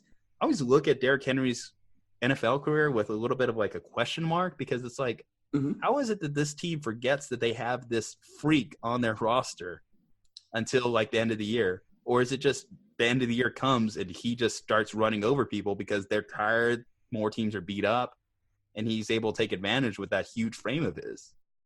Yeah. I mean, if you just look at the size of him, he just looks like a grown man playing with teenagers and kids, right? Like, the dude's just a monster just running through things. What I will say, though, is he's been playing a lot, and he's got a lot of yardage and a lot of mileage on him just these past few games. And so do you think that he's a little bit worn down maybe? Well, I do think if maybe he is a little run down from a running perspective, they can always throw him in the backfield in Tannehill spot and have him throw touchdowns, because he could do that too.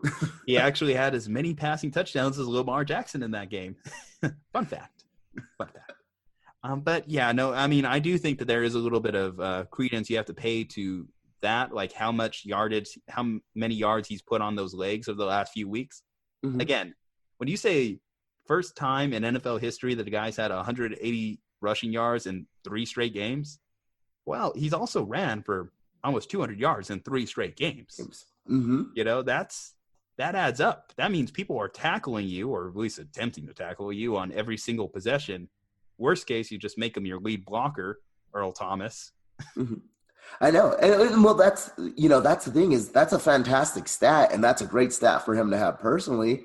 But it also comes with the other side of the coin is that he's getting hit on a lot of those plays, right? Because we know most running plays, unless you make it to the end zone, it ends with you being tackled. It ends with you being hit. And so that's a whole lot of hits that he's taken.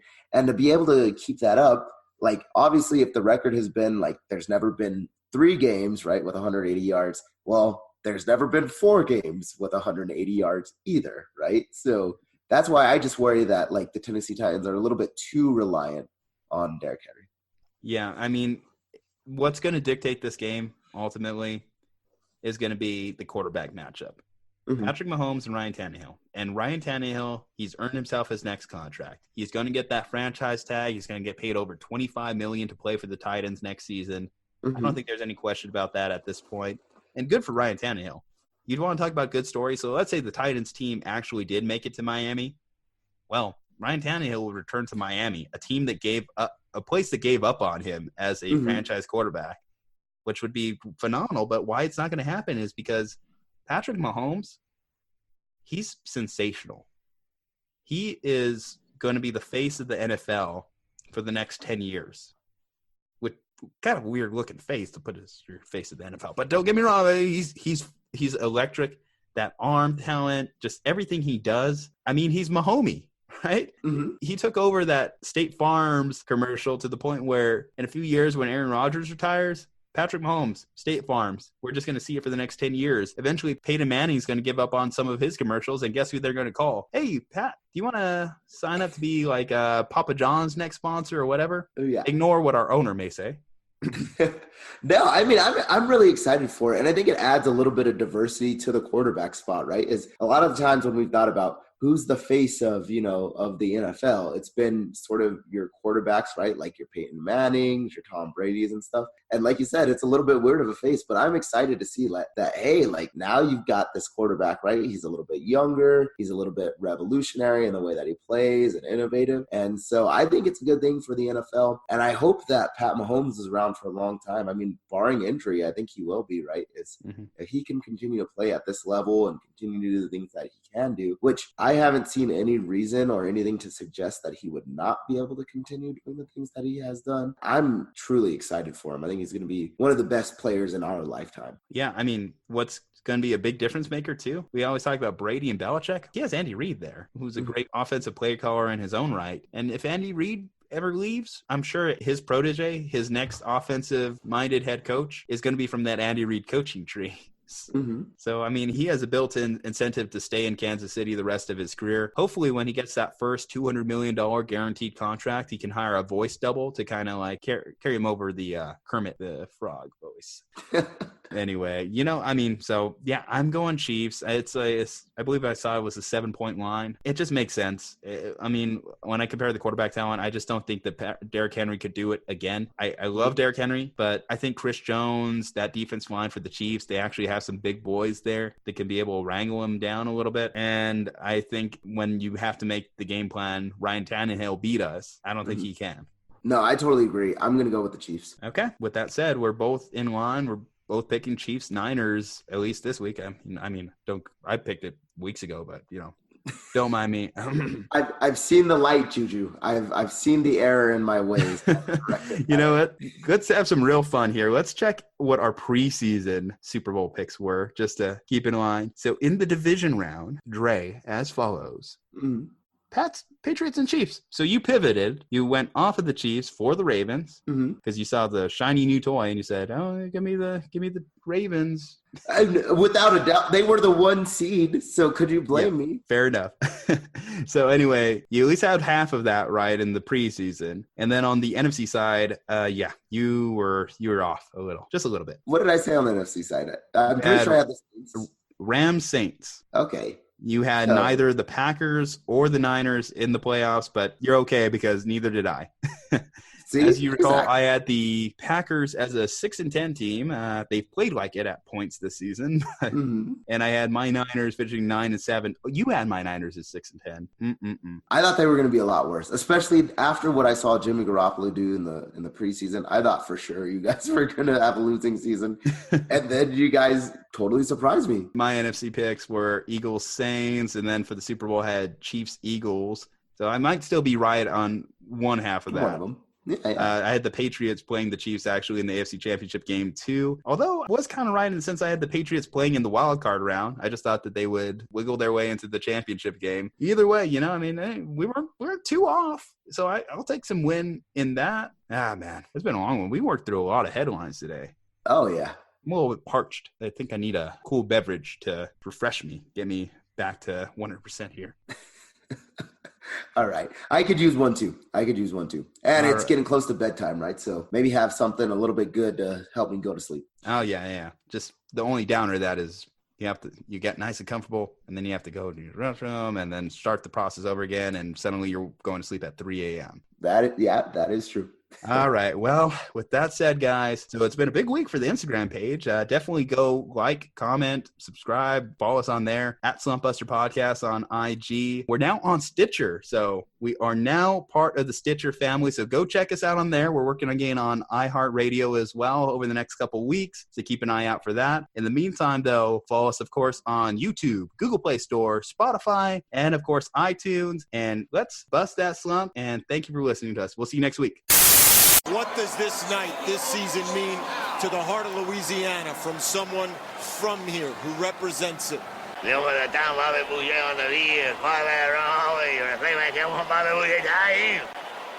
Go ahead and say it, Ed. Izquierdo.